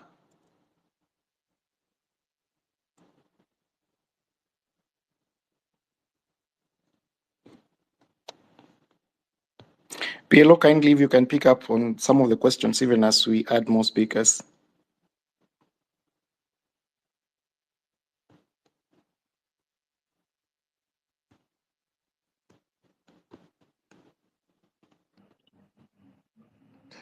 Hi, can you hear me? There's that last bit of that particular question that I'm trying to connect to what I have with me. So just to recap, the last bit, Manuel. Yes, which question?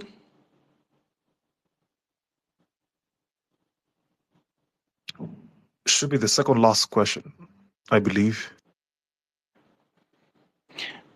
I think the question was on the vetting process, and I think that had already been answered earlier. Perhaps if you can respond to the same, and then the question of Kindiki taking up the same appointment, and the question of the killings that happened under his watch.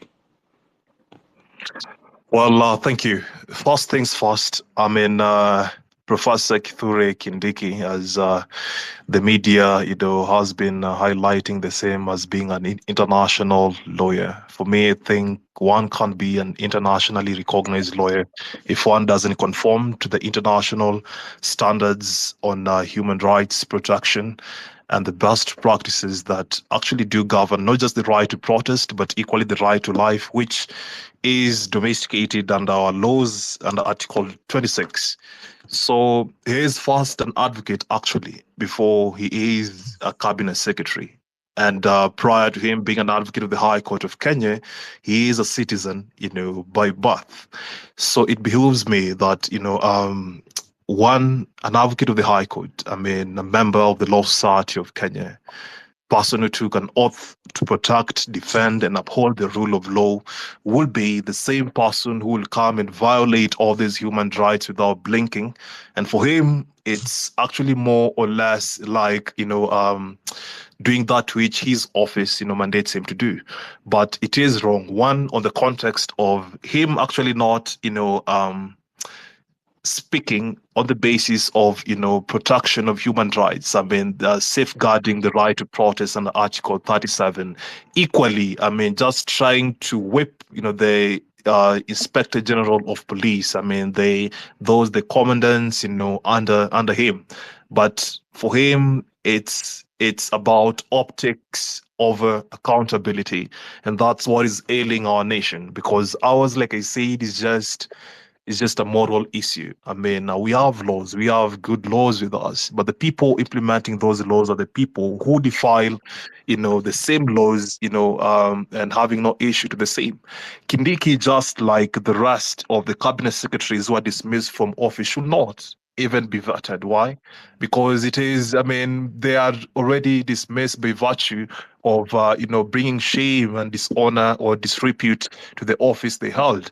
And like I earlier mentioned on Article 75(3), that is enough for the president. I mean, not to keep on defiling the law, because what the president is doing is contempt. I mean, it is spitting, on fundamental, rights and freedom. I mean, the oath of office that he took when he was being sworn into office. So anyone who was dismissed from that particular list should not even feature, anywhere as a nominee. Let other new, fresh and blood people who were not part and parcel of a previous cabinet, to come and take the chances, because Kenya isn't short of, capable people. I mean, leaders with ethics and integrity. I saw the tweet by the Homa Bay Town MP. I don't want to mention his name, because sometimes, equally, it's tragic, how people think. And when he says that, those who in the previous cabinet will never be vetted in this new cabinet, I mean, that's a wrong position. The only time that vetting will never take place if there is a reshuffle. But the moment you're dismissed from office, you have to undergo vetting. But there's a catch. If you're dismissed from office, you're not even supposed to form, part of that list of persons that, the National Assembly will be vetting. So I think there is a lot of misinformation, and some coming from people that we think could have held, others in power to be accountable of their actions, but that the same people, trying to dig, the whole far much deeper than we already have found ourselves in. So that's how I'll respond to that question. On the issue of the killings, yeah, it's tragic, and but not just Rex, Kenyeki, but even 50 plus, souls that we lost. I saw the other day the Daily Nation published, the headline with 50, souls that we've lost along the way, deaths that could have been, avoided. So I think accountability, not just for the IG who apparently resigned, but even, those still in office. So back to you, Manuel. So I'll be listening into more of the questions and respond later. Thank you, PLO. Thomas, you have the microphone. Kindly proceed. Okay. Thank you for this opportunity. I want to ask 3 questions. Number one, you realize that there are so many people who are getting arrested, and these people,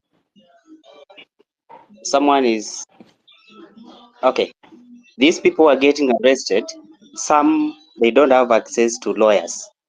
So suppose I have been arrested and taken to court, and in that case you find that I don't have money to pay a lawyer.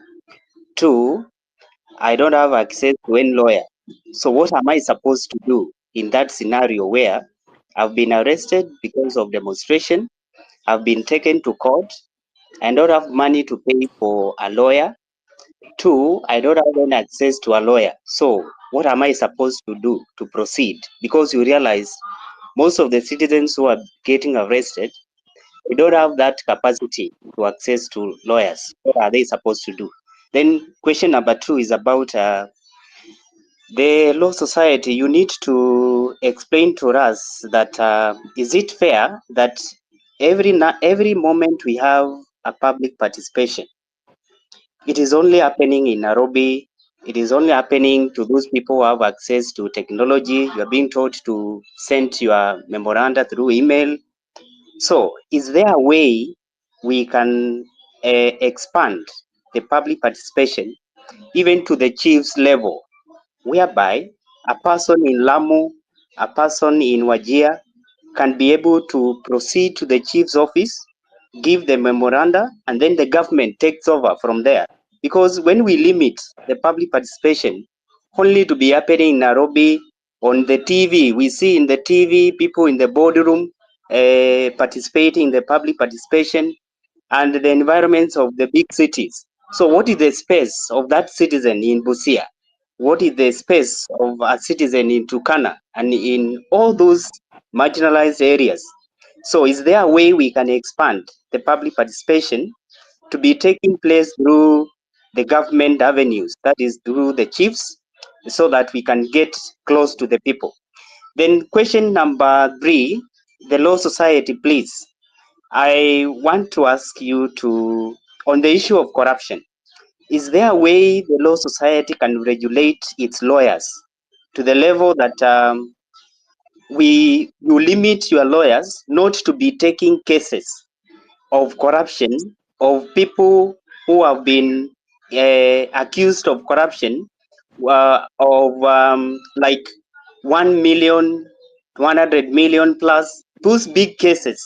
So as we handle the issue of corruption, we have seen lawyers representing people who have been involved in capital crimes. So is there a way Law Society can regulate their lawyers so that we handle the issue of corruption by not representing those guys who have been involved in capital crimes? Because I know of a lawyer, I will not mention the name, who doesn't take a case of CK, that is canon knowledge. There are those lawyers, you present to them such a case, they will not take it. So if we have a lawyer who doesn't take those cases as a way of trying to bring good moral in the society, so is there a way LSK can also regulate its lawyers so that we limit the issue of corruption by not representing those big thieves in courts? Thank you so much. Thank you so much. We'll take one more, then get the intervention of the president. Dr. Kamande. Dr. Kamande.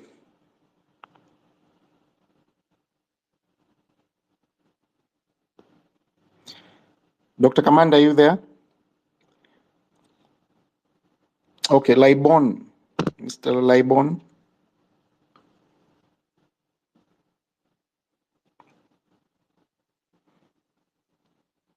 Ngeve.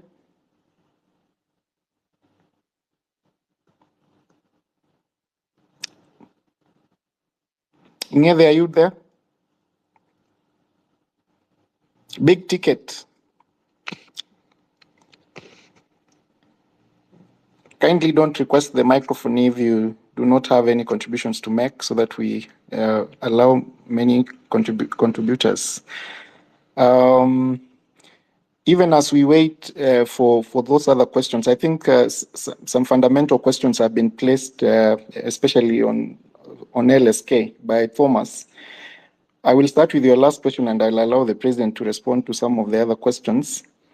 On the question of advocates representing corrupt people who are involved in corruption, it's not in the place of the Law Society to regulate its members as to which client you will pick as an individual and which client you will not pick. That is the responsibility of the advocate. They are advocates of the High Court of Kenya. They have the best judgment to choose who to represent and who not to represent. And secondly, there is something we call in law the cab rank rule. The cab rank rule requires that an advocate cannot refuse to represent someone. And again, I put this scenario. We have had people who have been involved in robbery violence, shot by police officers, when they are arrested, they are taken to court, they have a right to be treated. And doctors do not refuse to treat people who have been injured while committing a crime. And so there's a reason why the law provides that an advocate cannot actually refuse to represent an individual, because under our constitution, every accused person has a right to be represented by an advocate of their choice. And the reason why the law envisions that is so that you can help, the advocate helps the court largely to ensure that an innocent person is not convicted of an offense. Remember, it's not the advocate who determines whether someone is guilty or not. The advocate's work is to represent that person and to ensure that the due process of the law is properly followed, to ensure that the crime so alleged to have been committed, the person so alleged to have committed the crime is subjected through a due process as the law provides, so that when a conviction is made, the rule of law is perceived to have been followed. You've asked a question about access to lawyers, especially individuals who have been arrested.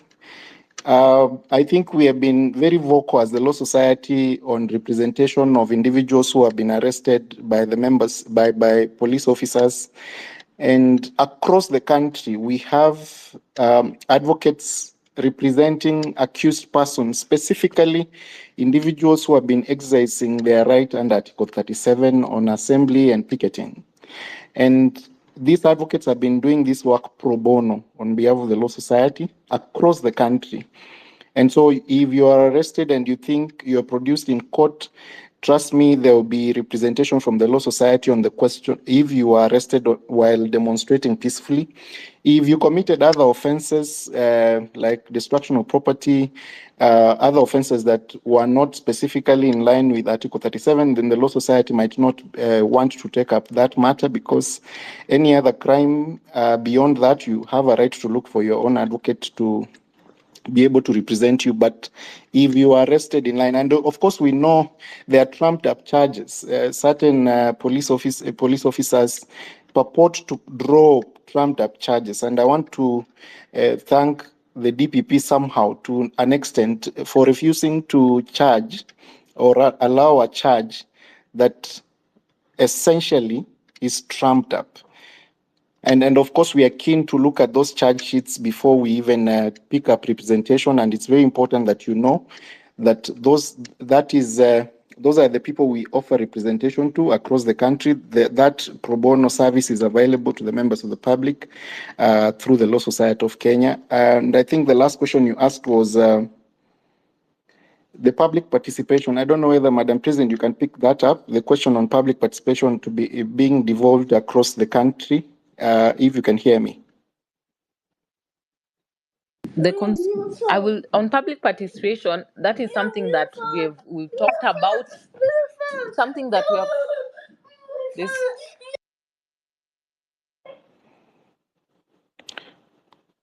Sorry, we lost you, Madam President. On public participation, the issue that arises is, yes, having to deliver your documentation, but also government ideally should be able to facilitate public participation. And that is why we're looking at, this will be part of the recommendations we'll be picking with regards to how can we ensure we facilitate public participation, that people's views from all over the country can be obtained. And even if it's a platform, we're thinking around a platform that everyone can be able to share views and that it's received.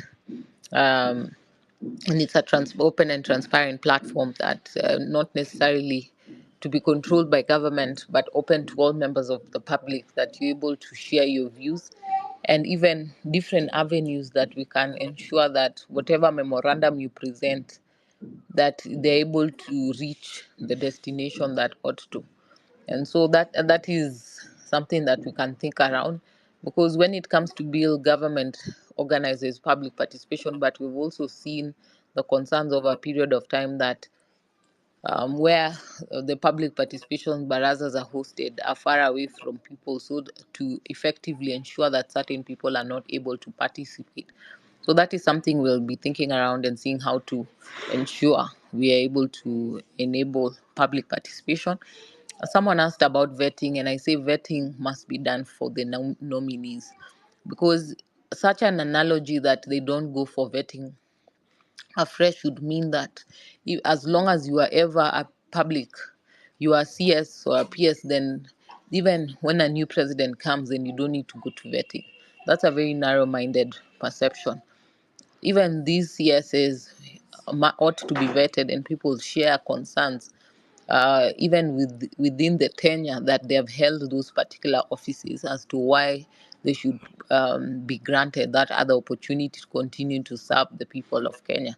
And so vetting must be done, and that's why you have that option to share your memorandum, share your views with your member of parliament or the National Assembly, such that these nominees, Parliament can be able to vet them, take into consideration any views, accusations, or complaints that may have even arisen within their tenure for the old ones that have held office. And of course, the new ones must be vetted. Thank you. Thank you, Madam President. Can we have Kefa? Hello? Kefa, we can hear you. Proceed kindly.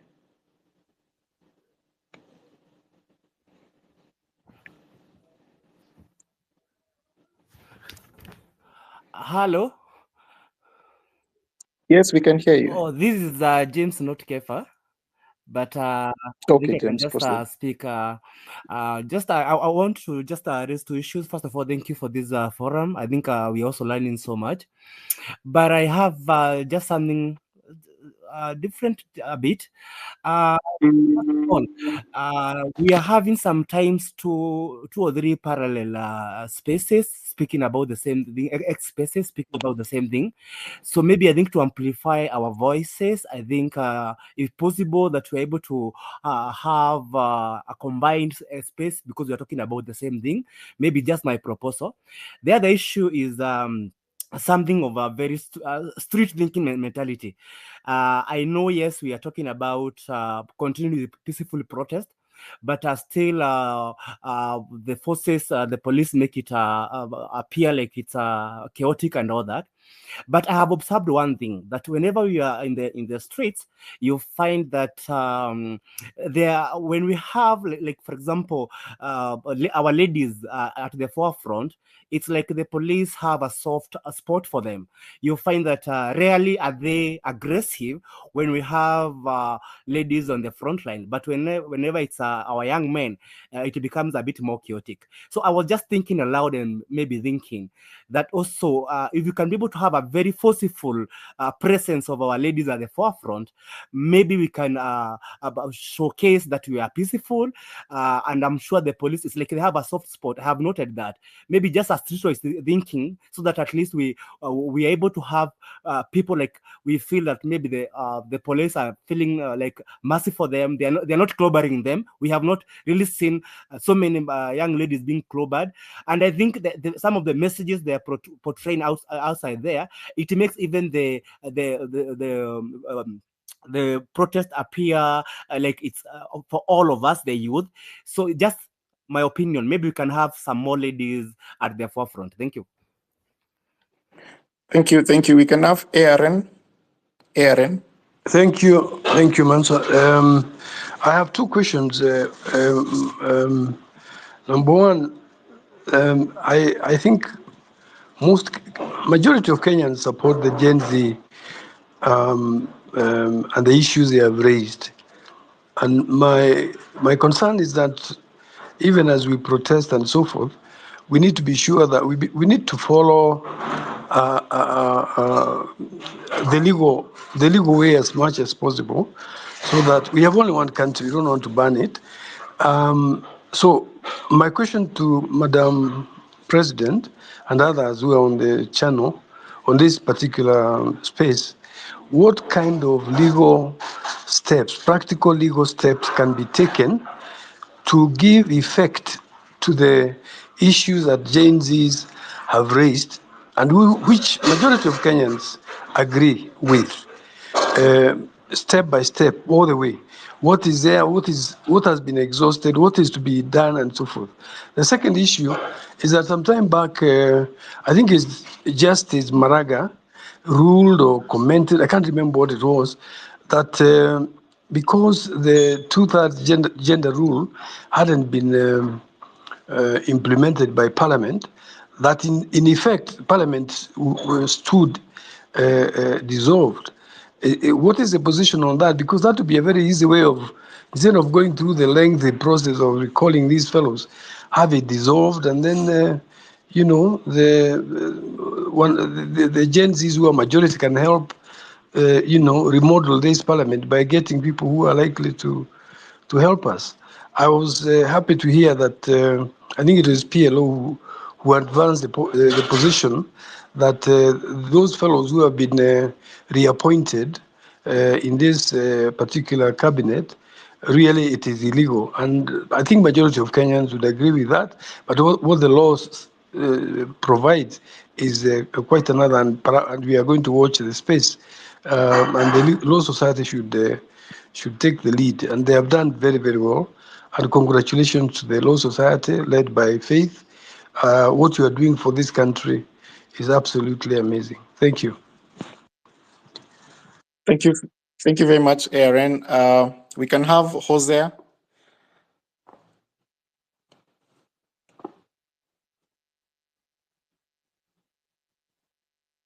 Hosea, kindly.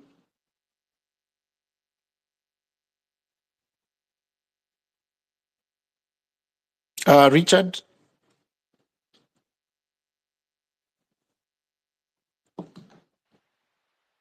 Thank you. Thank you, Madam President. I just wanted to talk about the representation of the people. You find that we elect the parliamentarians to go and present our views, but again, we've always seen that they don't represent our views, but they represent the views of maybe the parties that have sponsored them or the leaders who are behind them. And so I feel that you find again these parties also benefit from our resources because at the end of the year, there's some allocation that these parties are given. If you look at the Political Parties Act, I think Part 3, Sections 23, 24, and 25 talks about the funding to these parties. And I think they are given 0.3% of the national revenue. And this comes about because someone talks about when they get to the parliament, then there's that jostle. Some independent candidates now cross over to certain parties. And this should not happen. So I feel that this clause should be maybe abolished so that the revenue that these were getting from this should help us do something else. Because again, you find that there are parties that are sponsoring people to parliament, yes, but again, they don't represent the views of the people, but they represent the views of either the party leadership or the leaders behind them. So I think there's poor representation of that, and that money should be used to do something else. Thank you. Thank you, Professor Ombati. Thank you very much. I would like to ask a question, and that pertains to the legality of changing our tactics. I was thinking maybe if we can force every person who is working, we tell them not to work, to go to work, let's say on Tuesday and Thursday, and whoever who disobeys that corrective agreement of the people of Kenya will be dealt with. What is the legal position of that? The second thing about corruption, in our laws, do we have punishment for corruption? Secondly, what is the threshold for someone to be convicted? Because you can't tell me that money gets lost, and we have people who signed and we are told like we cannot trace that money. How? Can we lower the threshold of corruption so that way we can easily deal with these people, because it becomes not easy when we know the procurement departments and the people signing the money are there, but we say the money is lost. Those are my two questions. Thank you. Lumadede, then we can have responses. Lumadede. Yes, thank you so much. I had three issues. One is the issue of education that has already been handled. Maybe to just emphasize, if there is a way that we can force the issues of bursary to be in an education fund, if there's an official way of doing that, so that it is not at the any of the different members of parliament and elected officials, it can be good. Then secondly, I was just thinking, these issues of accountability, is it could it be now a good time to maybe have an accountability act whereby we are specific that a government employee has to be accountable in this way, and if they are not accountable in those different ways that are spelled out in the act, then there is a specific punishment for it. Maybe having an accountability act will solve some of these issues of impunity that we see here and there, where you see even a CS goes to the TV and he says he doesn't know the people who are shooting. That means that person in a country that works, that person will not be there as the CS the next day. But in our country, impunity is the normal thing. Then the third one, on the issues of police brutality, I was thinking, maybe we are trying to solve the symptoms, but then we are not really trying to solve the real issues. What if we also have a formal way where we petition? I don't know if petition is the right word, where we look at police right from the recruitment, that instead of looking at instead of the requirements being a police officer should have a D+ or something, we also look at the emotional intelligence of a police officer. That, some of these things, it's a police officer who didn't have the emotional intelligence of dealing with a particular issue, and because of a number of things, and this also leads to their training. Why can't we also look at their curricula? Because I don't think even the police college has an aspect of emotional intelligence. The other day, the Charles Owino was speaking in the media, and then what he said was that when a police officer is in a particular situation, and the situation that he was describing isn't a situation that demands that a police officer should use live bullets or something. So I was wondering, that shows you that right from their training, these people are not trained on how to really handle these people, really handle citizens, because they are still using the colonial script of handling issues. And I think that if we can have also some effort directed towards overhauling that aspect of the police, it can also be good. That, and also the issues on corruption, I think those are the issues that I had. Thank you. Thank you. If we can allow Abner to respond to some of those questions. Abner, do you have the microphone? Yes. Thank you, Manwa. I think I'll just pick the last one in terms of the police and how they've been handling the demonstrators, or those who are picketing. I choose to call them that. I think we've experienced a lot of police brutality, and for me, it goes more more towards in terms of leadership, in terms of how they are led and the kind of instructions they're given. Remember, the Law Society has gone to the extent of petitioning the High Court in terms of buying the police from using excessive force and equipment such as the water cannon and the tear gases to tarnish and break away peaceful demonstrators. And we have gotten orders to such extent, but unfortunately the police have continued to orchestrate a lot of brutality and force against peaceful citizens who are advocating for their rights. So first of all, it is a matter of leadership. We expected that at the point of which the former Inspector General resigned, we had hoped that we would see a difference in terms of how the police are conducting themselves. But unfortunately, we witnessed a lot of police brutality. This week on Wednesday, we were in court where we represented 109 peaceful Kenyans who were demonstrating.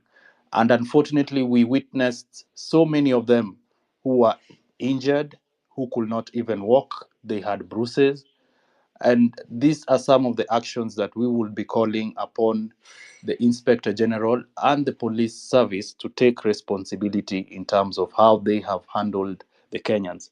But I agree with you, but perhaps it goes down to things like training. I mean, emotional intelligence is something that perhaps goes to how somebody has been trained. So perhaps as a nation, this is a conversation we should have in terms of what kind of training are our officers given, and perhaps what kind of people do we want to have in the service serving Kenyans as police officers. I'd pick another question on I think one of us asked if we can have a directive where if somebody does not chooses to go to work and does not demonstrate, perhaps if we could have them reprimanded or punished and so forth. I think the Constitution of Kenya makes Kenya a democratic country, and you will agree with me, not every single Kenyan is for this type of protest. There are those Kenyans who are opposed to these recent demonstrations. We recently saw a research by TIFA that was commissioned by TIFA that showed the kind of responses that Kenya have towards the recent demonstrations that we've had. So we would agree. You would agree with me that not every Kenyan is in support of this demonstration. So Kenya as a democracy, you cannot force each and every one of us to be part of this demonstrator. So I would agree with one of the speakers who said that perhaps if we could have a unity of thought, perhaps if we could not have so many perhaps platforms where we are communicating the same thing, so that it makes it easier for those who are in support of these demonstrations to have maybe one agenda, move in one direction, rather than having splinter groups. But we, as a democracy, cannot force each and every single Kenyan to be part of perhaps something that, in their own right, they do not subscribe to. I'll pick those two questions. Thank you. Thank you, Counsel. Lord Masaba, your question kindly, if you can shoot.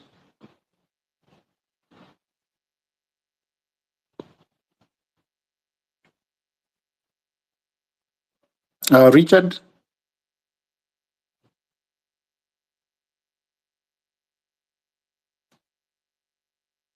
Mwageka.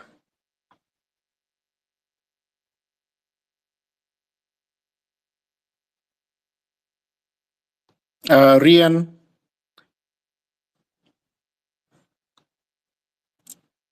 Ryan, whichever. Rian, can someone hear me?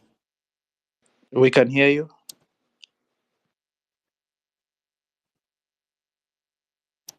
Robert, kindly, if you've requested the microphone, kindly, and you can't speak, drop it so that we can add more speakers to the speaker box.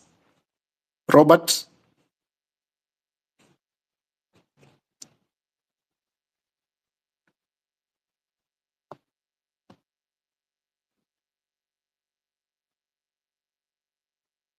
Robert, can you hear me?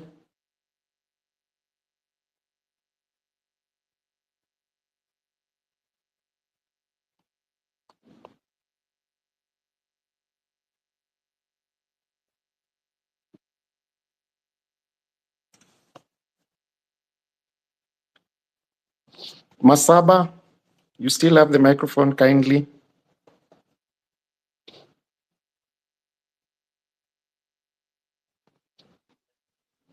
Perhaps, Manwa, as we wait for some of our speakers to get ready, I've just seen somebody send me a message. They had inquired on the two-third gender rule in terms of compliance of the constitutional threshold, that the cabinet should not have two-thirds of the same gender as members of the said cabinet. From what we saw yesterday from the first 11, clearly,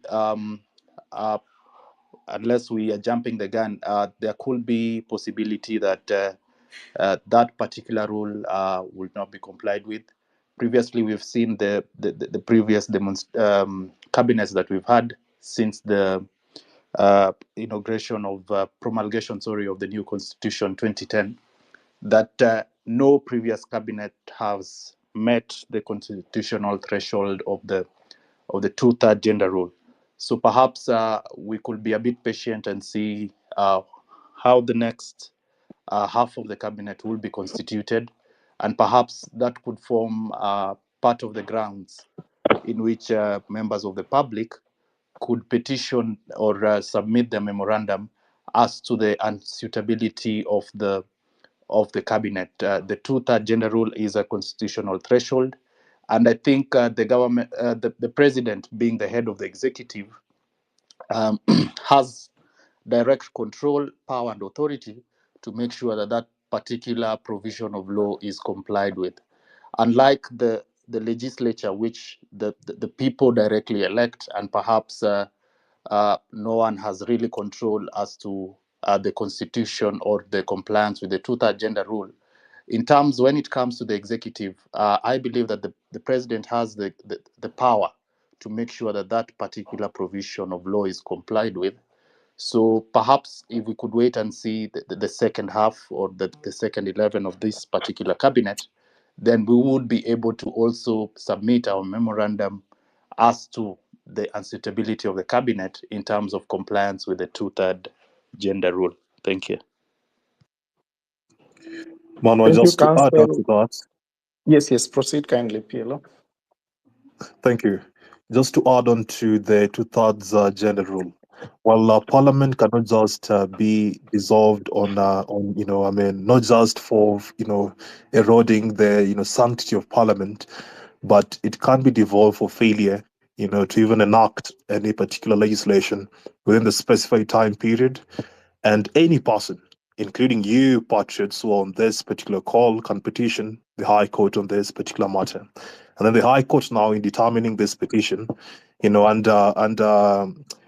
should be under sub-article 5 of Article 261, which basically talks about the consequential legislation.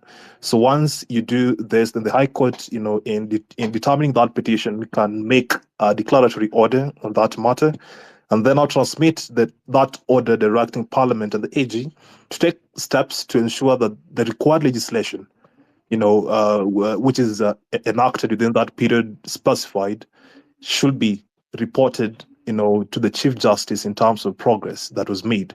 And that is why on the 21st of September 2020, when the Chief Justice Emeritus, issued an advisory to the President pursuant to Article 261, sub-article 7, to dissolve Parliament for failure to enact legislation on the 2000 General Rule. That particular advisory opinion, had 27 paragraphs. And I will just refer you to the 26th paragraph of that particular opinion, and I will quote David Maraga verbatim. He says that in the circumstances, let us endure pain if we must, if only to remind ourselves as a country that choices, and particularly choices on constitutional obligations, have consequences. Let us endure pain if only to remind the electorate to hold their parliamentary representatives accountable. Let us endure pain if only to remind ourselves that as a country, being a democracy that has chosen to be governed by the rule of law, we must say no to impunity and hold everyone accountable for their actions or omissions. That was David Maraga in that advisory opinion. And that is what I advise all of us and beseech all of us, implore to all of us to maintain that particular mindset. Back to you, Emmanuel. Thank you, Council, for that. Let me invite several other speakers to ask their questions and make contributions. Bad Girl, then we can have Nick. Bad Girl, are you there?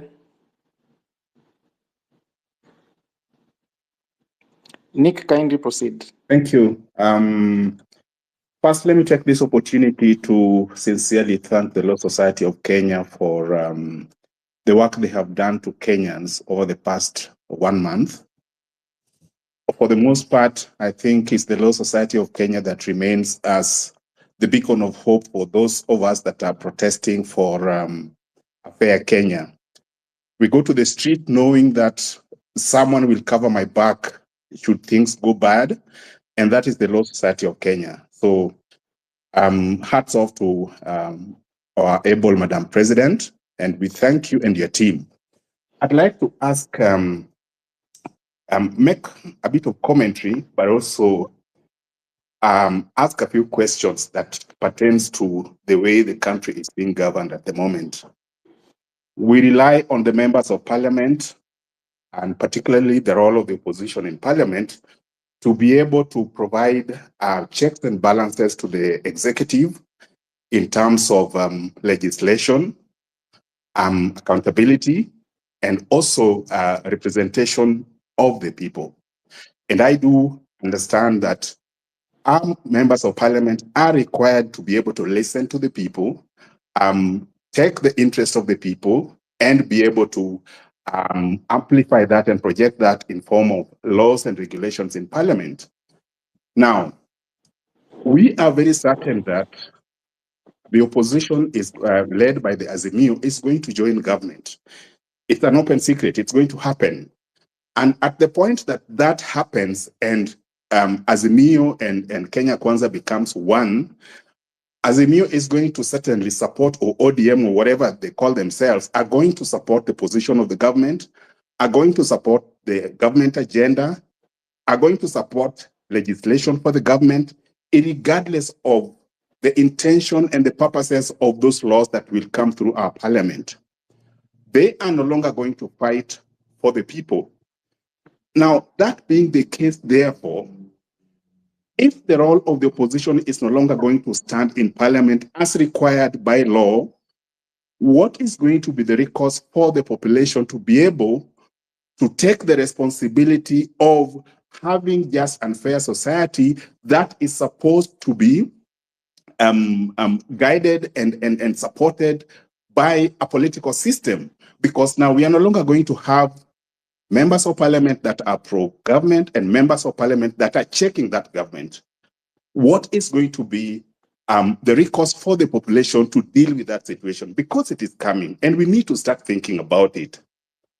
And my second issue is with regards to the revolution that is going on. And I do think that revolution is basically the voice of the people. People are coming out and saying, no, we don't want it this way. And as a result of that, we saw this happen during mandamanos in the past, where the only way they count mandamanos is by bringing in the criminals, the thugs that then justify the involvement of the police to be able to bring down and silence the voices of the people. And this is going to happen. And that is actually how the government has managed to be able to bring down the voices that were dissenting in the streets. Bring in the goons, embed them into the demonstrating people, then start to beat, kill, and maim the innocent people that are just trying to talk about their rights, and leave these other criminals walking scot-free to come back to the streets another day to be able to silence the voice of the people. I am just asking myself, what other alternatives as a population do we have as the people of Kenya to be able to continue to speak our voices and voice our frustrations against this completely failed regime without putting the lives of our people at risk? We know so well that it is the government and the police and the deep state that is basically banning businesses, shooting at people, but at the same time, turning the guns to the innocent people, arresting them, following them, abducting them, without any recourse for justice for the same people. Now, some of this, basically, I don't expect anyone to answer. Some of these are just basically my frustration and the frustration of so many other people. But I do think that there should be a reason somewhere. We've seen what is going on in Bangladesh. We've seen what is going on in other parts of the world, that it is possible to be able to bring in change in our society through civil disobedience, peaceful civil disobedience. It is possible, and we are going to do it. But we have to think of strategies, means, and ways of accomplishing this in the current Kenya, with the history that we have about the police and the state.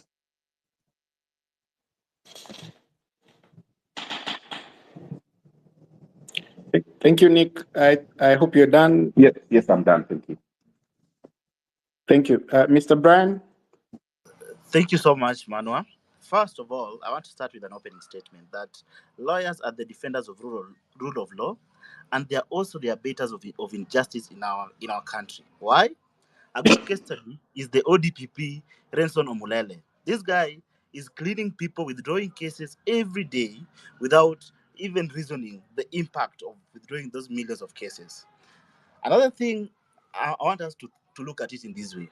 We've glorified theft in this country to an extent that even the people who are in school, they are praying that I hope I get a job in government so that I can steal and become rich. That is the level of theft that we have. It has got into our minds that everybody is praying, is looking for an opportunity to go into the government or governor or even any state in government so that they can also have a seat at the table where they'll loot their share and retire when the right time comes. We need to have a change of mentality that corruption needs to be taught back in school so that people should know that what the effects of corruption, what it's doing to our healthcare and our education system. Then I have a few questions to all the wakilis. What is keeping Waluke in parliament really? This guy was convicted, in that maize scandal thing, but he's still in parliament. What are you doing to ensure that the likes of Waluke are not in parliament? Question number 2, I'll go to judiciary.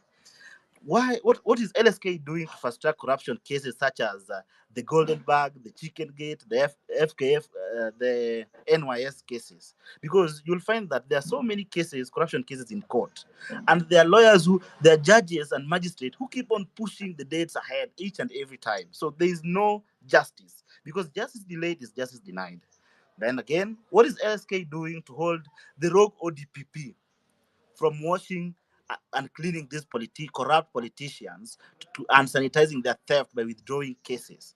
LSK needs to take stern action against the ODPP, even if it means registering him for being a lawyer. You know, that is one way of dealing with these rogue people.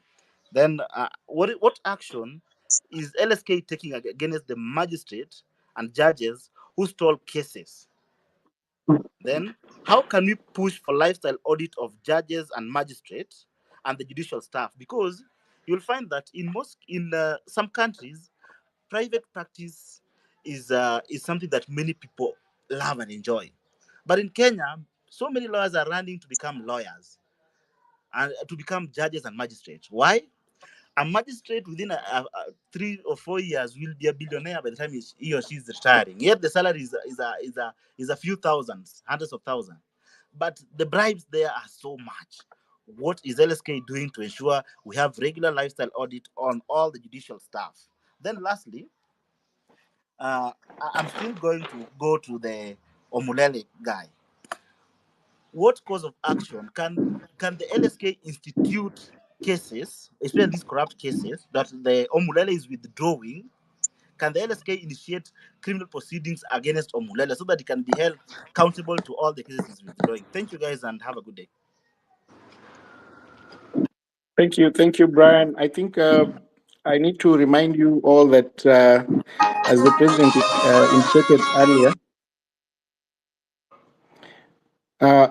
president indicated earlier, the session here was to collect your views largely so that we don't spend more time responding to as many questions as possible. It's important to remind you also that we had requested that if you have information that you think can help us build data on the disappearances, on the questions of arbitrary arrest, on the questions of individuals who have lost their lives and the families. As a law society, we are still collecting that information, and we need perhaps you guys to assist us, to assist the members of the public through our toll number that we shared earlier, that is 0800720434. You can get it on our pages, on all social media pages for the Law Society of Kenya. I have had a few questions. I don't know whether the president is there, but I want to respond to some of them. There is a question that was asked about what Waluke is doing in Parliament. We are equally concerned as to why he's in Parliament, having been convicted over, corruption cases. And of course, we know that the case is on appeal. But again, as a country, we watered down Article 10 and Chapter 6 constitutional requirement for holders of public office in 2013. If you remember, we allowed, the IEBC allowed the aspirant then for the position of the president and deputy president to run for office while they were actually answering to allegations before the International Criminal Court. Since then, we have had all manner of people being approved by the IEBC to run for office while they have ongoing cases. And I think it's time to rethink those provisions under the Constitution on leadership and integrity. The Parliament attempted, of course, through the Public Officers Ethics Act, to try and implement the requirements under Article 10 and Chapter 6 generally on individuals we allow to run for office. And I think it's an ongoing conversation, especially on the question of ensuring that individuals who have cases and who have been, especially those who have been convicted, there is an argument that, of course, you must wait for the court to declare that you are guilty of the offense that you are alleged to have committed. But again, it's a debatable question, because you remember when we had the case of a former governor whose quote-unquote girlfriend was found murdered, there were several questions whether that governor can continue to hold office. And again, we call upon these county assemblies. And these individuals create precedents that are followed over and over again that paint a bad picture to the kind of leadership we have. And somehow we take the blame as members of the public for the individuals that we choose to elect to hold, or rather to represent us in Parliament. If we took time when we are going to the ballot, scrutinize the individuals who present themselves for office, look at their character, their previous conduct, and reject them on the ballot, that is a sovereign duty that you have under Article 1 of the Constitution. While exercising it, ensure that perhaps you understand and know the individual that you are electing. Of course, most of our electorate assume that the handouts given, and of course we have created this demon called Parliament. When the elections come, we receive handouts from these politicians and then proceed to actually elect them. And while we do so, we leave out people who could have offered proper representation to the members of the public in the National Assembly and in the Senate. So we have a duty ourselves as the members of the public to actually ensure that we keep scrutinizing, we keep asking questions, we keep referring back to the provisions of the Constitution on leadership and integrity and ensure that the individuals we have in office do not have any allegations of corruption, because the moment we elect them, there is almost certainty that they will continue to propagate the said corruption within the leadership positions that we offer them. There was a question on what LSK is doing to hold the DPP on withdrawal of criminal cases. Aware the president, and I think she will be able to respond to this herself. The Law Society has raised these concerns with the DPP through several letters that we have written to the DPP, raising questions as to why individuals whose cases are in court, why the DPP would choose to withdraw such cases. Have had even the courts, some at some point refused to withdraw certain cases when the DPP has actually requested to withdraw them and insist that those matters go to trial. So it's an ongoing conversation, and I think I'll leave that question to Madam President to be able to address it properly. There are magistrates who stall cases. Indeed, that is true. The judiciary is not an angel. I think, and I believe the judiciary is part and parcel of the problems that we're having in the country today. And of course, as the Law Society of Kenya, we intend to hold them accountable to the last man, especially on matters that are before them that are public interest in nature. We are having that conversation with them to hold accountable individual judges and magistrates who prolong cases, who issue decisions without notice to parties. I believe there's a complaint that has been made in the public domain about a judgment that was issued in secrecy. And those are some of the issues and concerns we are addressing, even though we know that the judiciary, the independence of the judiciary is protected. We cannot allow them to misuse the discretion and the powers they have been given by the people of Kenya to actually go against the rule of law and be partisan to promoting unconstitutional processes. As to the lifestyle audit of the judges, I think that is a new conversation that needs to be done. There was a conversation in Parliament that all public officers should actually be subjected to a lifestyle audit, and that includes judges and magistrates who serve us in the judiciary. And this is a conversation, obviously, that the Law Society will continue to follow up and ensure that definitely we have proper people within the judiciary, from the highest office at the Supreme Court to the lowest office at the Small Claims Court. I don't know whether, Madam President, you are there. You can make your intervention before I invite Dudley.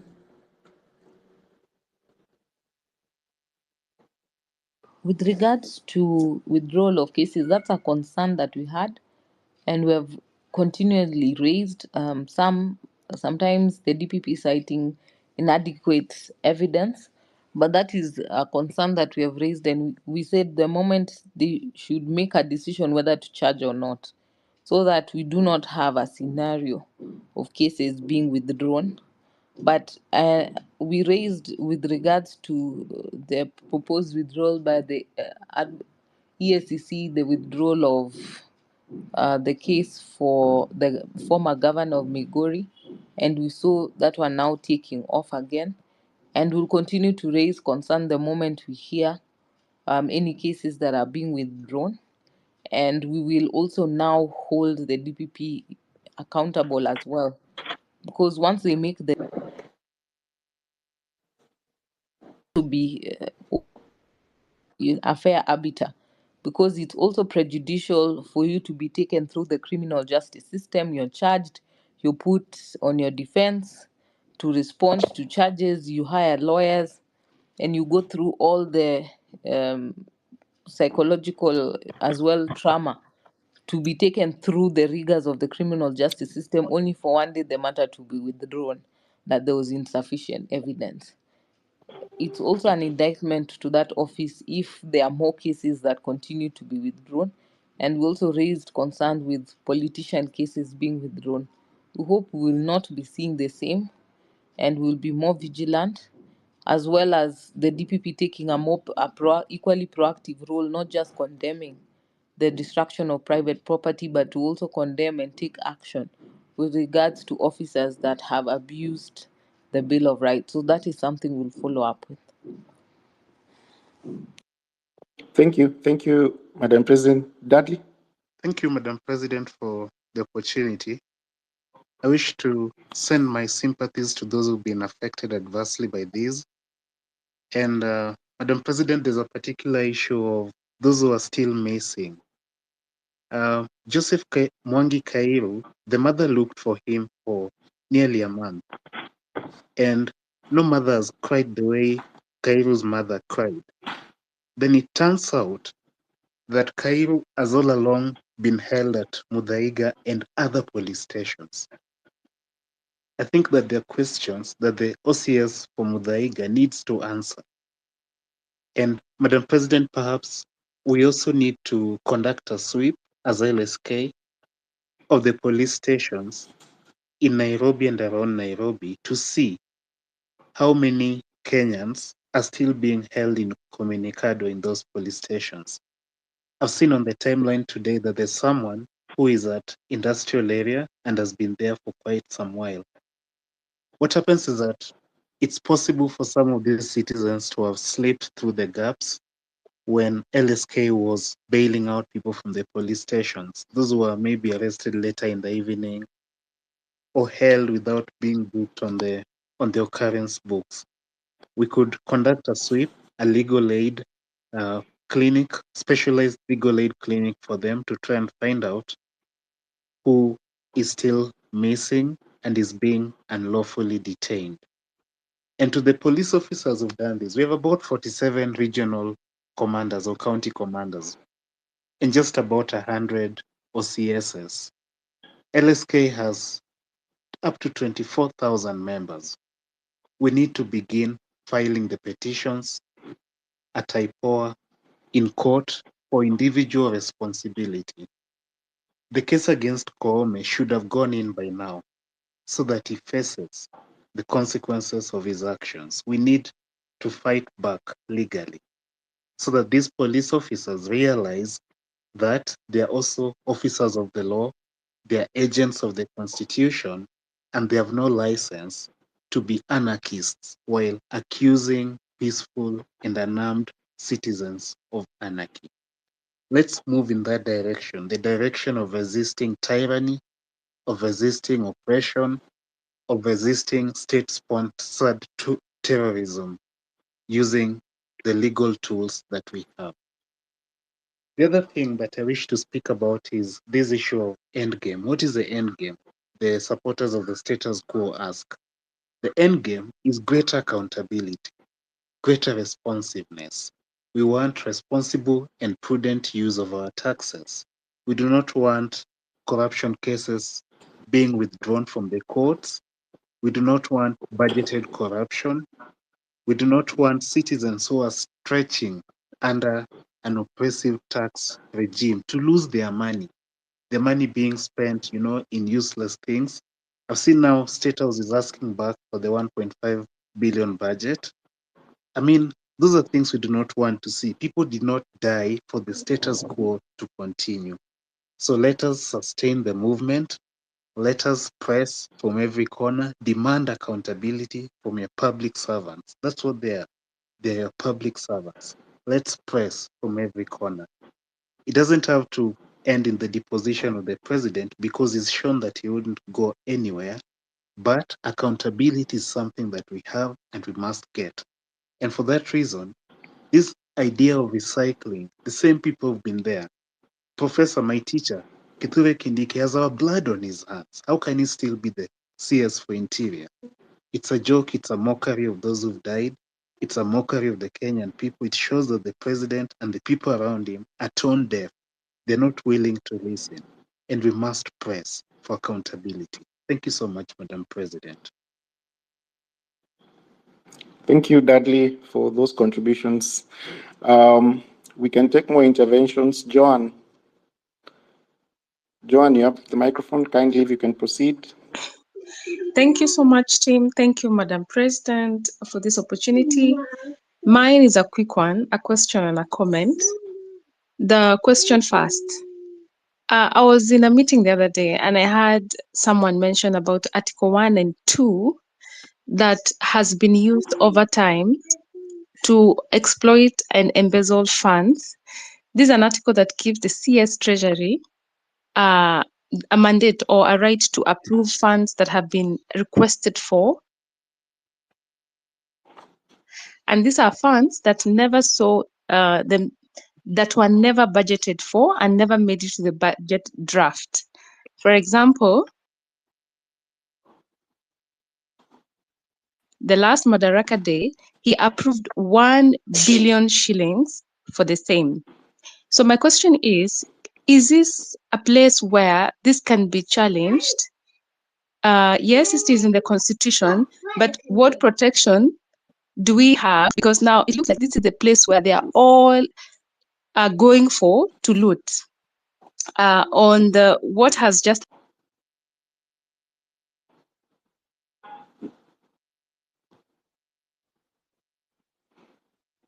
happened, clearly it shows in this country you have to be important to be given a position. These guys were fired because he himself, he said that were incompetent. But again, they're back. Either he's out of touch, to get in this.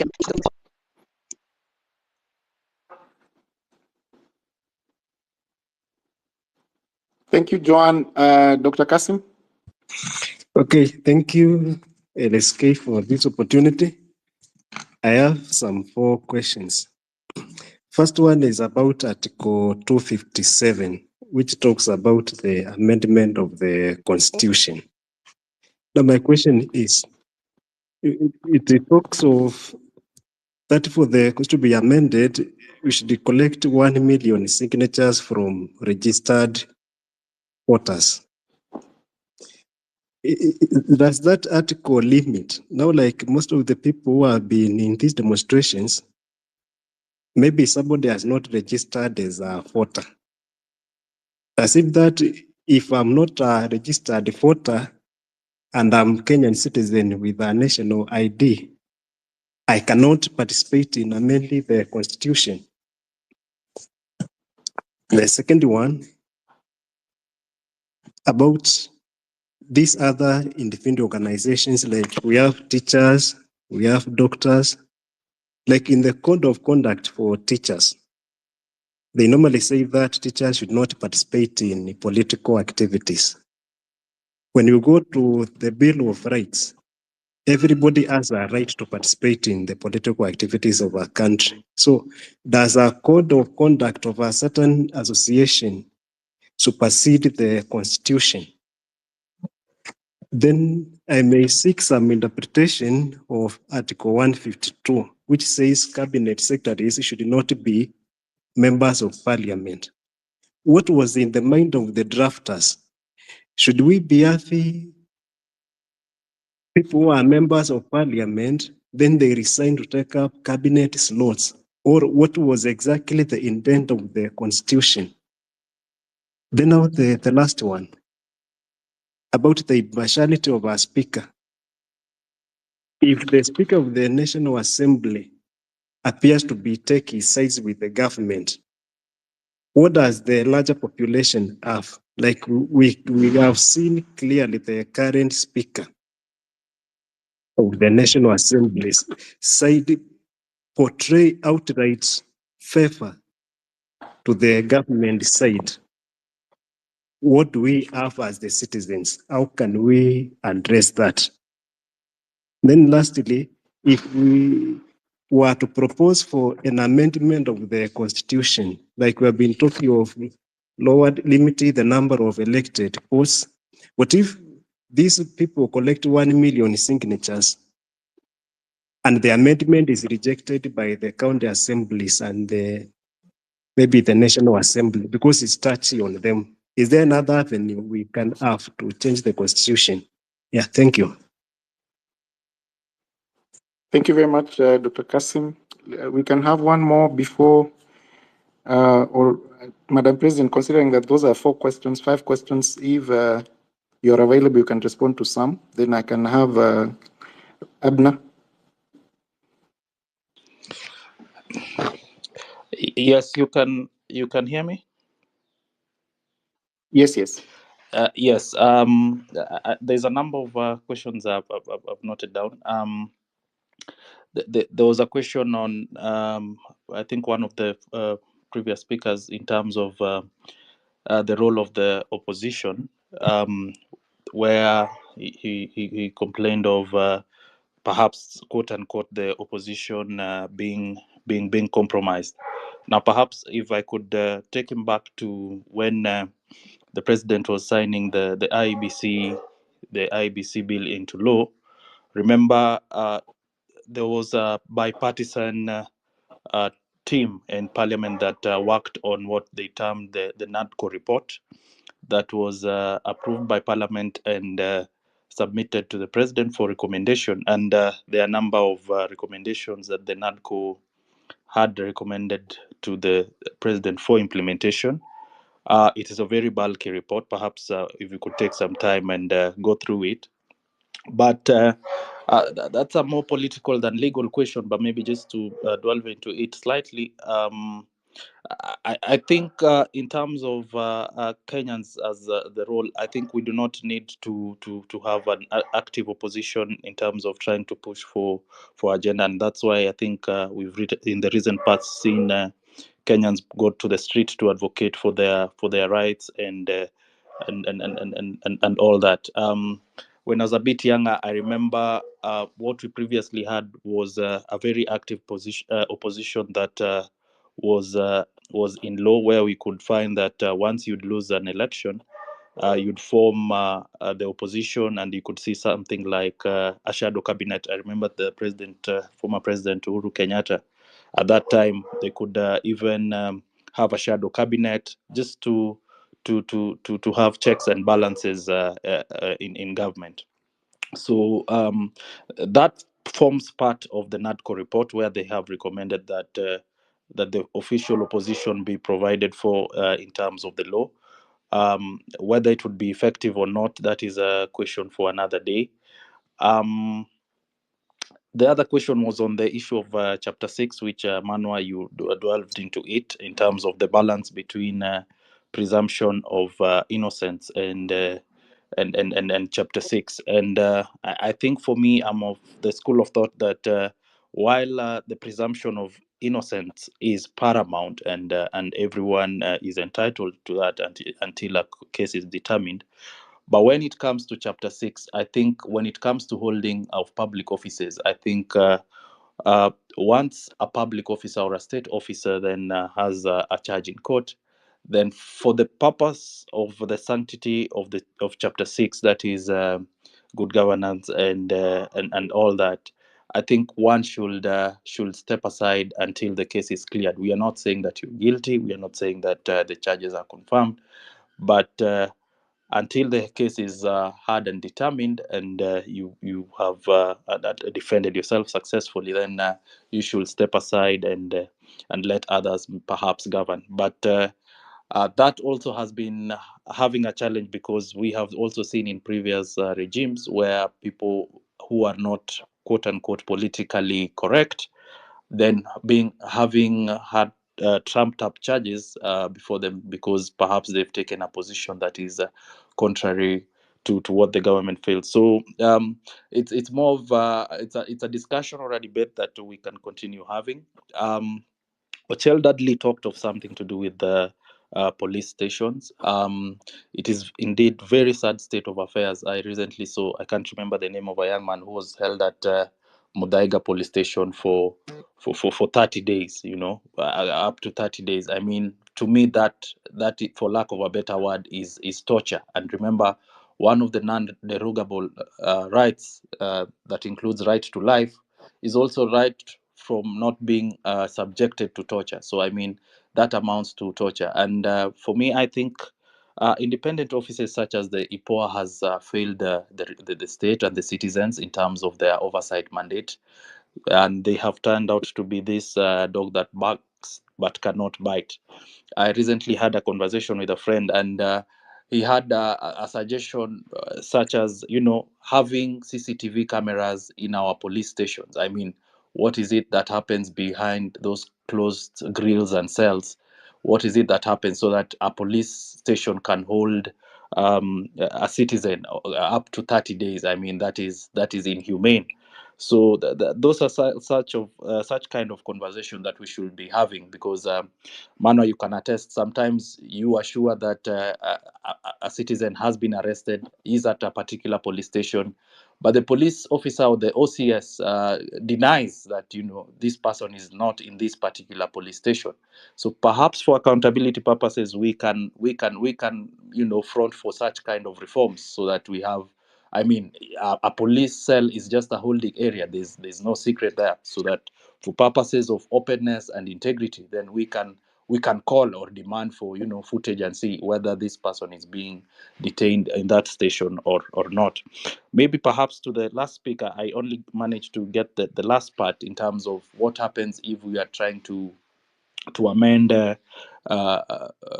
constitution, and at some point perhaps the political class then in their way manipulate and reject. I think we are a step in the right direction, where citizens have invoked their rights under Article 1 and are now forcing the political class to have some of these very uncomfortable conversations, to deal with accountability, corruption, pilferage of public funds, and citizens calling for, good governance. Yeah. So I just remind him that the absolute power belongs to the people. If you could remember, if you're a bit, your memory could serve you right, if you could remember, we had push for example, how we had the push for the new constitution through you could remember the Bomas draft, the orange and the banana and that kind. That was a direct push by the citizens. So I'm a firm believer that the absolute power belongs to the people. And if there are particular sections of this constitution that we would want amended, then we are still able to push and have the same hard and amended. Because I mean, man was not made for the law. Thank you. Mano, just to add on to that, I think I'll just answer two questions on what Abna has mentioned on Article 152. That provides for the constitution of cabinet. Someone asked about, a cabinet secretary being a member of parliament. Well, the system of governance that we are currently, the constitutional dispensation that we have right now is a presidential kind of system of governance. So the reason why a cabinet secretary cannot be a member of parliament is just for more or less the same reason. So when you are a cabinet secretary nominee, you aren't supposed to be a serving member of National Assembly or the Senate. And if you are, then I think resignation, has to suffice for one to effectively take up the role as a cabinet secretary. And then the other question was about the impartiality of the speaker. Well, again, it's a legal and political angle to it. Yes, I mean, I may agree on some of the decisions that have been taken by the speaker, especially the speaker of the National Assembly. And I think one of the issues I had was on when the determination of the question of the majority party in the National Assembly. I feel it wasn't handled well on the legal context of it, but more of a political context to it. Then the other issue, the other day, I think I saw the Citizen TV reported, that is South Olali, saying they have been banned from accessing parliament because of their quote unquote role in mainstreaming the protest and what was happening. I think that decision is constitutionally illegal, because when you look at Article 118 of our Constitution of Kenya 2010, it talks about the public access and participation, and it provides that Parliament, either Senate or the National Assembly, or even both, shall conduct their business in an open manner, and its sittings and those of its committees shall be in public. And further, read conjunctively, says that Parliament shall facilitate public participation and involvement in the legislative and other business of Parliament and its committees. And then clause sub-article 2, which is where the strength of my argument lies, talks about Parliament may not exclude the public or any media, from any settings unless in exceptional circumstances the relevant speaker could be the Speaker of the Senate of the National Assembly has determined that there are actually justifiable reasons for the exclusion. So the justifiable reason here that purportedly the Speaker of the National Assembly or even the Senate, by extension, may have picked, doesn't really, fit within the ambit and the context of justifiable reason. So I think that was a political decision that should be challenged because it violates not just, the rights of the media as constitutionally enshrined, but it equally violates the right of the members of public to access, information through mainstreaming of, media when they project the proceedings happening in Parliament, either Senate or the National Assembly. Yeah, so back to you, Manuel. Thanks. Thank you, PLO. We'll have Redemptor kindly proceed and raise your concerns. Redemptor, you have the microphone. Hello, can you hear me? Hello. This is Redemptor. Yes, we can hear you. Kindly proceed. There's someone else speaking. So I'll go very fast. Thank you very much for the opportunity to speak up. Thank you, Madam Chair and LSK for the work you're doing. Because now it's not a matter of when the young people go to the streets, it's if they go to the streets. Before I ask my questions and make my submission for self-preservation, I'd like to say mimi ni mtetezi, mwandishi na mzazi, and pia mwananchi, so that when people ask why I'm so active on X Spaces, we are living in bad times. Before I forget a question that has just popped up now, Justice Dande in a Malindi court had banned, I think, tear gas and water cannons. And now we've seen the introduction of the orange smoke. And there are theories that it's a dangerous, it's a burnt substance, it has side effects. So I'd like someone to address that. Now on the vetting, I would like to ask a question that somebody had raised, that when the CS security said he does not know about the hooded men and he is now being reappointed, as an individual, you can be a target if you move to the vetting board and make an objection. Is it possible for somebody like LSK to make presentations about what happened under Kindiki's watch?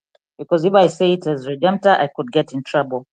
My other take is just the need for champions for justice in this during this period to make their voices heard more than. There's an echo. Somebody's mic is on. Kindly continue. You can continue kindly. Redemptor, you can unmute yourself.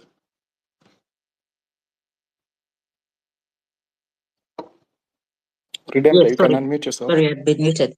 So the lead.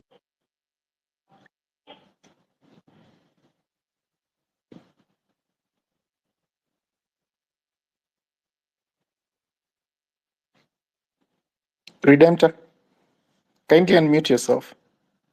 Oh, can you hear me now? Yes, sorry. proceed. So I was on the goons. Can goons suspend the constitution? And thankfully, LSK went to court when protests were banned.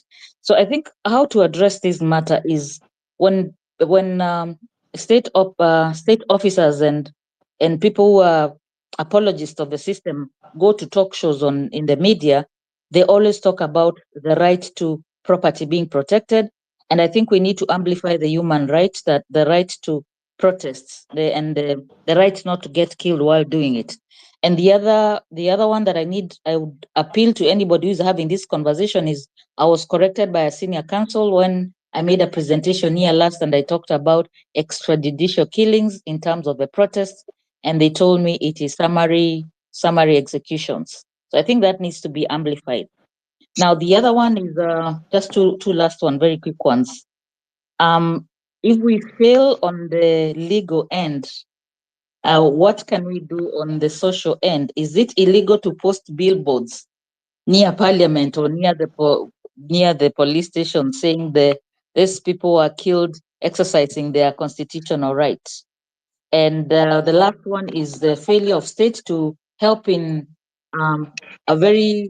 the security agents have not, and I'm putting quotes, have not actively participated in retrieving the bodies in Kware. We saw that hulabaloo about serial killer, and I've been following the social justice group in Kware. Even when all these other demonstrations were going on, they were still retrieving bodies. So I think there are bodies that have been retrieved that have not been documented. And if you remember, my last submission is a spiral of silence. So now we have forgotten the Kware story, and we are slowly forgetting about the others. So those are my many, many questions, and thank you for the opportunity. I don't know if I missed any when I was muted. So thank you. We've heard you. Thank you, Redemptor. We can have a few interventions before we invite the president to address some of them because of we are running out of time. Benito, if you can keep it short. Benito, you have the microphone. Oh man, I've been waiting Mono for a while here. Apologies, there are so many speakers. Benito, are you there? Mwangi, you can proceed. Thank you, Mano, for the chance. I'll keep it brief, but I want to address, I think, 2 points. And this point was raised by a gentleman called Thomas, and then there is a professor, then Brian International. And I think this is the issue about morality. I think our country is not short of laws. We have enough laws. And I want to make my statement regarding corruption and members of law society being actors in that. And I know you did allude that you talked about people have the right to be represented, but actually on a morality, it's wrong. And actually, Manuel, you addressed that question in a way that was very, on the sidelines. I think if you have, Brian asked, Professor, why is this man not being retrieved? And the reason is because you have good counsels. The higher the corruption, the more the legal fees. That's a fact. Where you cannot refuse to take a client on a legal basis, but on a moral grounds, you can say no. So therefore, I actually say that the legal fraternity, they are complicit in the proceeds of crime. And I think a law society cannot just be complicit in that. I think they should do something about that. That's one of the statements I want to make. The other point on the way forward, I think Dudley asked what is the question of the way forward. I think we all support, where we are in the country, but I think maybe there's a place for the legal society to help, everyone to articulate legally what are the steps, that we want. It's good to go on the streets and picket, but actually if there is no clear articulation of what are the demands, then it becomes just, people just loitering around. We want not just loitering, but actually people presenting demands that can be anchored on the law. So I don't know to what extent the law society can help in that. And last but not least, it's about the civic education. I think what you're doing here is great. We only have 619 people here.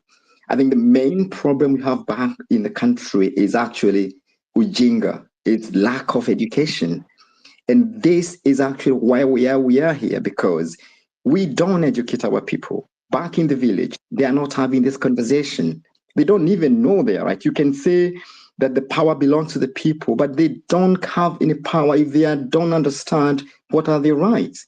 So, and I don't know to what extent this conversation can be taken to the barazas, to the village, so that we can equip our people to be able to make the right decisions when it comes to exercising their constitutional rights. So I do applaud actually this assembly and the work that's going on to educate Kenyans on what they are entitled to. Thank you. Thank you very much. We can have the last question so that we call it, and we finish up. Jos, if you're there.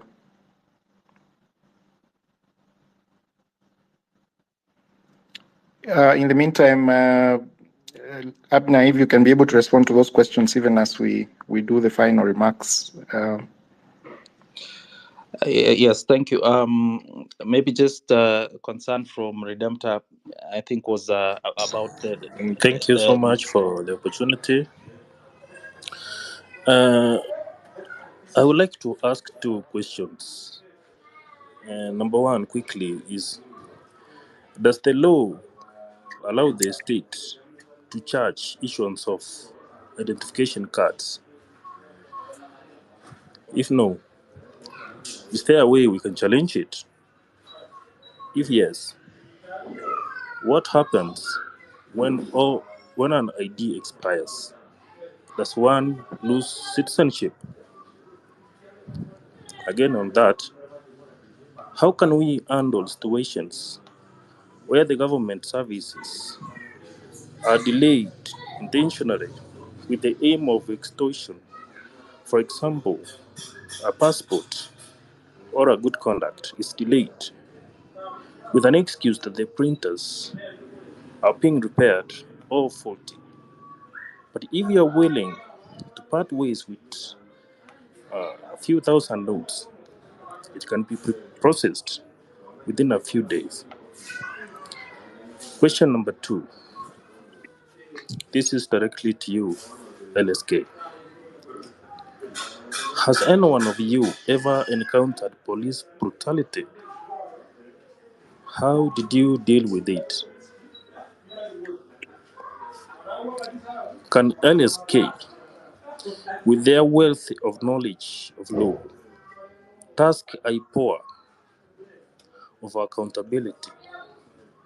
I mean, we all live in Kenya, and we all see how unprofessional our police are.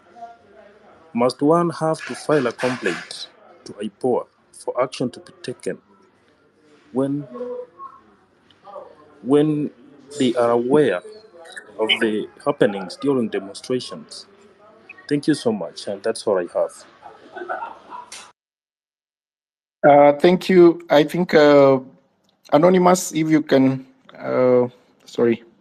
Anonymous, if you can have your last question so that we close it there and have the responses even as we close this session.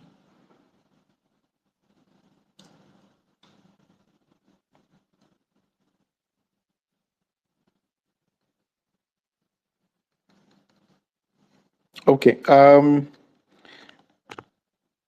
Abner. Yes. Kindly you can Yes.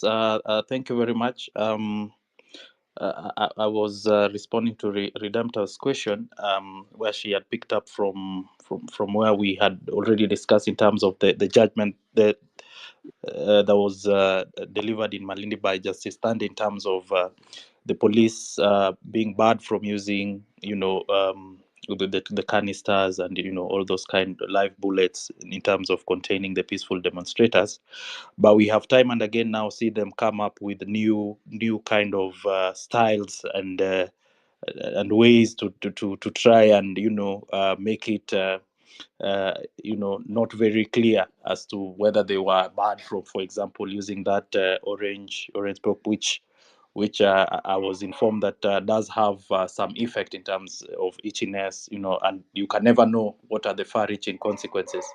And I think that really goes back to what we were discussing in terms of the leadership of the police service and putting them into account. And I think moving forward, we have already instituted proceedings in court in terms of trying to make the IG accountable for the brutality that we have witnessed, and also, of course, for the deaths that we have unfortunately lost innocent Kenyans.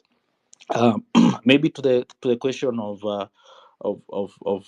these corrupt individuals having advocates, and I mean a battery of lawyers to that effect, and in terms of as a society, what are we doing about it? Are we beneficiaries of such? Perhaps I could just simply say that every citizen has a right to counsel, and that is a constitutional right. And perhaps maybe if we would want to have that discussion or a change to that effect, whether that should be a constitutional right or not, then that is a discussion for another day. But remember, the law is like a sword, you know, in a kata mbele na nyuma. So perhaps tomorrow you may be in a position where you'd want counsel, and then the question would be, do you have a right to that counsel? Because, you know, every person also have their story to the case. In terms of the identification cards and passport delays, I think Manwa, you're in a better position to answer that, because I know that there's an ongoing suit regarding that, and in terms of expiry dates. For me, I think I have personally raised my concern with IPOA. For me, I think it's a dog that cannot bite. They have really disregarded their responsibilities, and they are not doing enough. I mean, we have for the last 1 month called upon them to identify these officers that we have already circulated. They have clear photographs. We know their identity. We even have their contacts, and we cannot have endless investigations.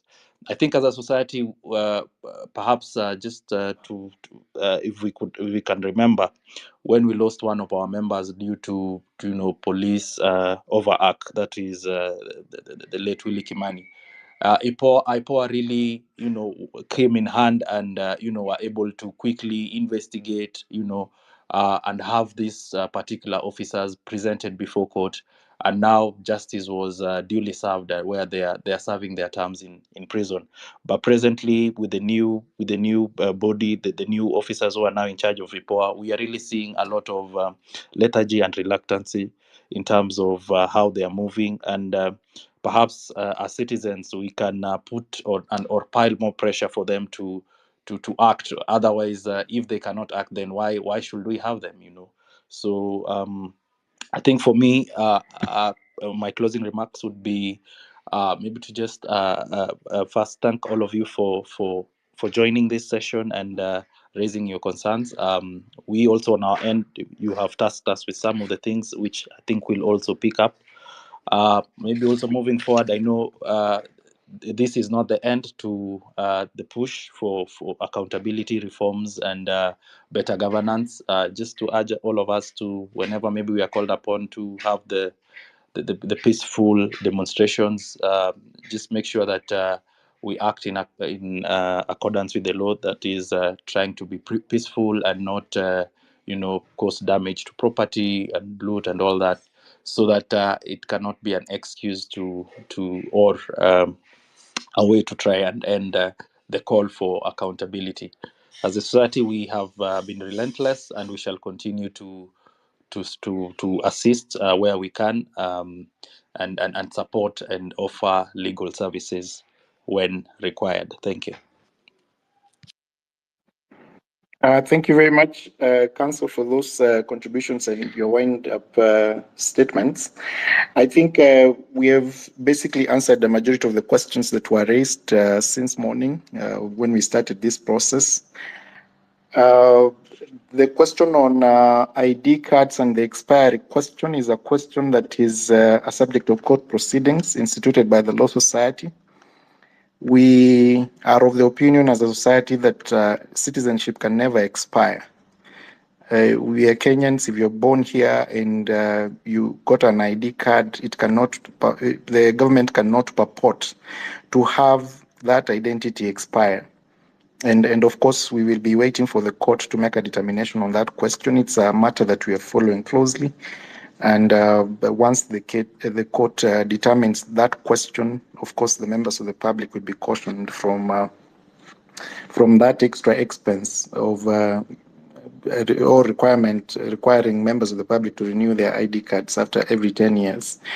On the question of police brutality, and I think as Dudley indicated, we, as the Law Society of Kenya, will take the necessary steps to ensure that indeed the officers who perpetuate these brutalities are actually brought to book. We are in the process, and as we indicated earlier, we have deliberately instituted cases in court as the Law Society against the individuals and office holders of those police stations and institutions that actually perpetuate these injustices.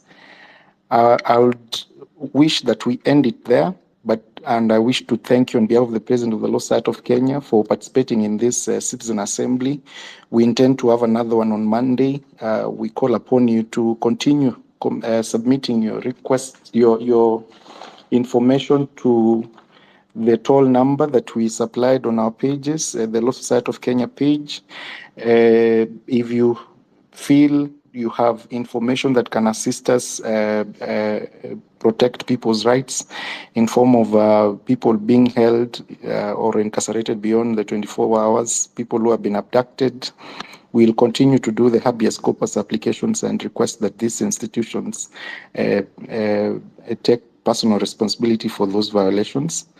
I would wish that we leave it at that, and thank you so much. We hope to have these discussions as we go forward.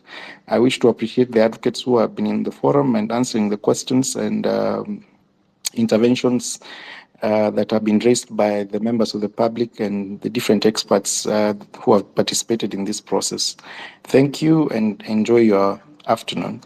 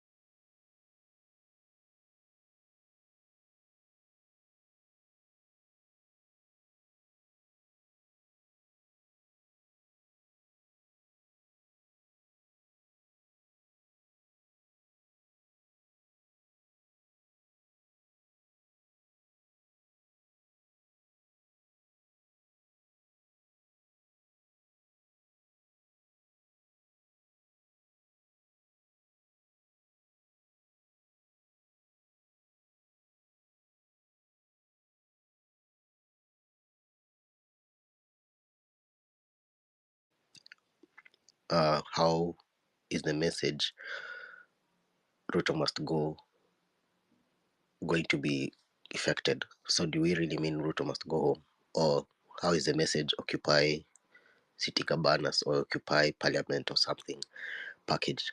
I've seen Occupy somewhere started as a peaceful way of occupying somewhere, but we now know clearly that people are now using it to actually be violent or actually be violent against these people. You've seen now I've seen also Gaido pushing Occupy Boniface Mwangi's place, Occupy Kai and Cairo's business or such a thing. So then it becomes something that is so vile, you know. So then it's a revenge tactic. It's Occupy the parliamentarians' home, so we are going there to burn their home, or we are going there. So it's like a code word for the violence. But at the same time, we want to have a peaceful country, and we want to say Ruto must go home constitutionally or such a thing. So I think there are double standards. Only a lot of very big. I don't want to call them bigwig, but it's so funny for me looking at everything. Very few people, of course, who own the organizations or the social justice movements are winning in this. People are moving out. Of course, they're inciting the youth. The youth are stepping out, of course, to go and push the agenda. But as we saw clearly in the past week, Ford Foundation is paying. Other people are paying. Donors are paying. You Twitter, like people on Twitter or diaspora are also contributing. So there are people actually getting funds out of everything, but at the same time, printing T-shirts and doing everything. But at the same time, there are youth actually dying on the street, trying to push a narrative that has no end. Like there's no end to this. The end is we can protest and we can picket, yes, but we can do it peacefully, and we cannot expect that the president will actually step down and leave the presidency. If we want to do it constitutionally, let's elect him. Not elect. Sorry, let's not re-elect him in 2027. It's fair enough. It's following the constitution. It's only 2 or 3 years down the line. But now we are only 2 years off politics, off the ballot, and now we are back to the cycle of politicking in the country. We are back to the cycle of agitation. People are not being productive. We are losing businesses. We are losing lives, which is a very important thing. For no reason, for a president that will still stay in power until 2027, and we will have a chance to actually remove him out of power. So for me, it's a bit ironical, and I really don't get the end game out of this. I really despise the diaspora that has been pushing this agenda for so long.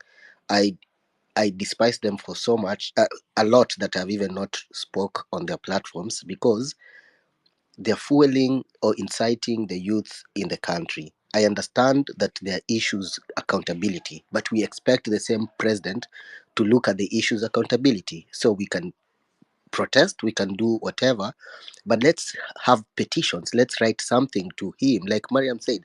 Let's write something and say, okay, this is the reducible minimums, and we expect you to work on these things in this time. He dropped the cabinet. Of course, there are political players, and remember, appointing CSs is a political space. It's not. It's not.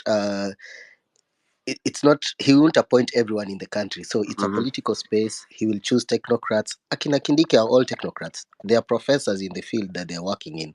So we cannot really now start thinking we want him out, but at the same time we want him to appoint people that we don't know. And if we propose, then we are asked to propose these people, but we don't propose people that we want, but we wait for him to act. So I don't want to sanitize the president. I understand he has some work to do, of course, to clean the corruption issue and accountability issues, which I also support. I am happy the bill was dropped, which was good. And now let's focus on institutional ways of actually winning the next strides, rather than actually incite the youth to be out on the streets. For me, that's it. You'll be out on the streets peacefully, I'll support it. But being out on the streets to occupy somewhere, to burn businesses down, to now start fighting against each other, I feel like it's getting messy, and I don't like such. Thanks a lot. Albert. Yeah.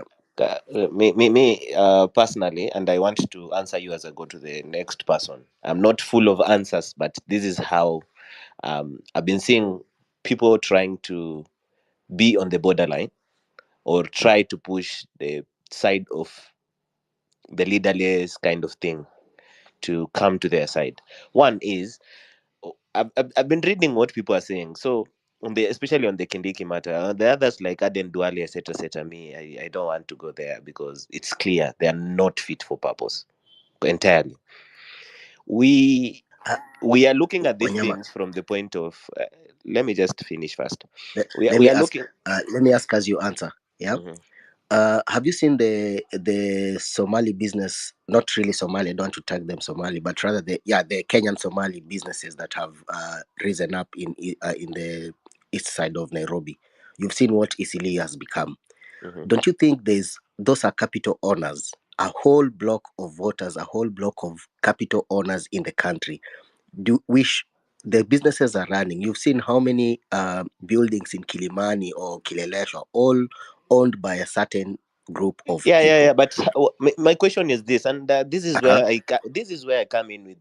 I really need very clear communication. What is the relation between Aden Duale and the Somali community? He comes from there, but what is the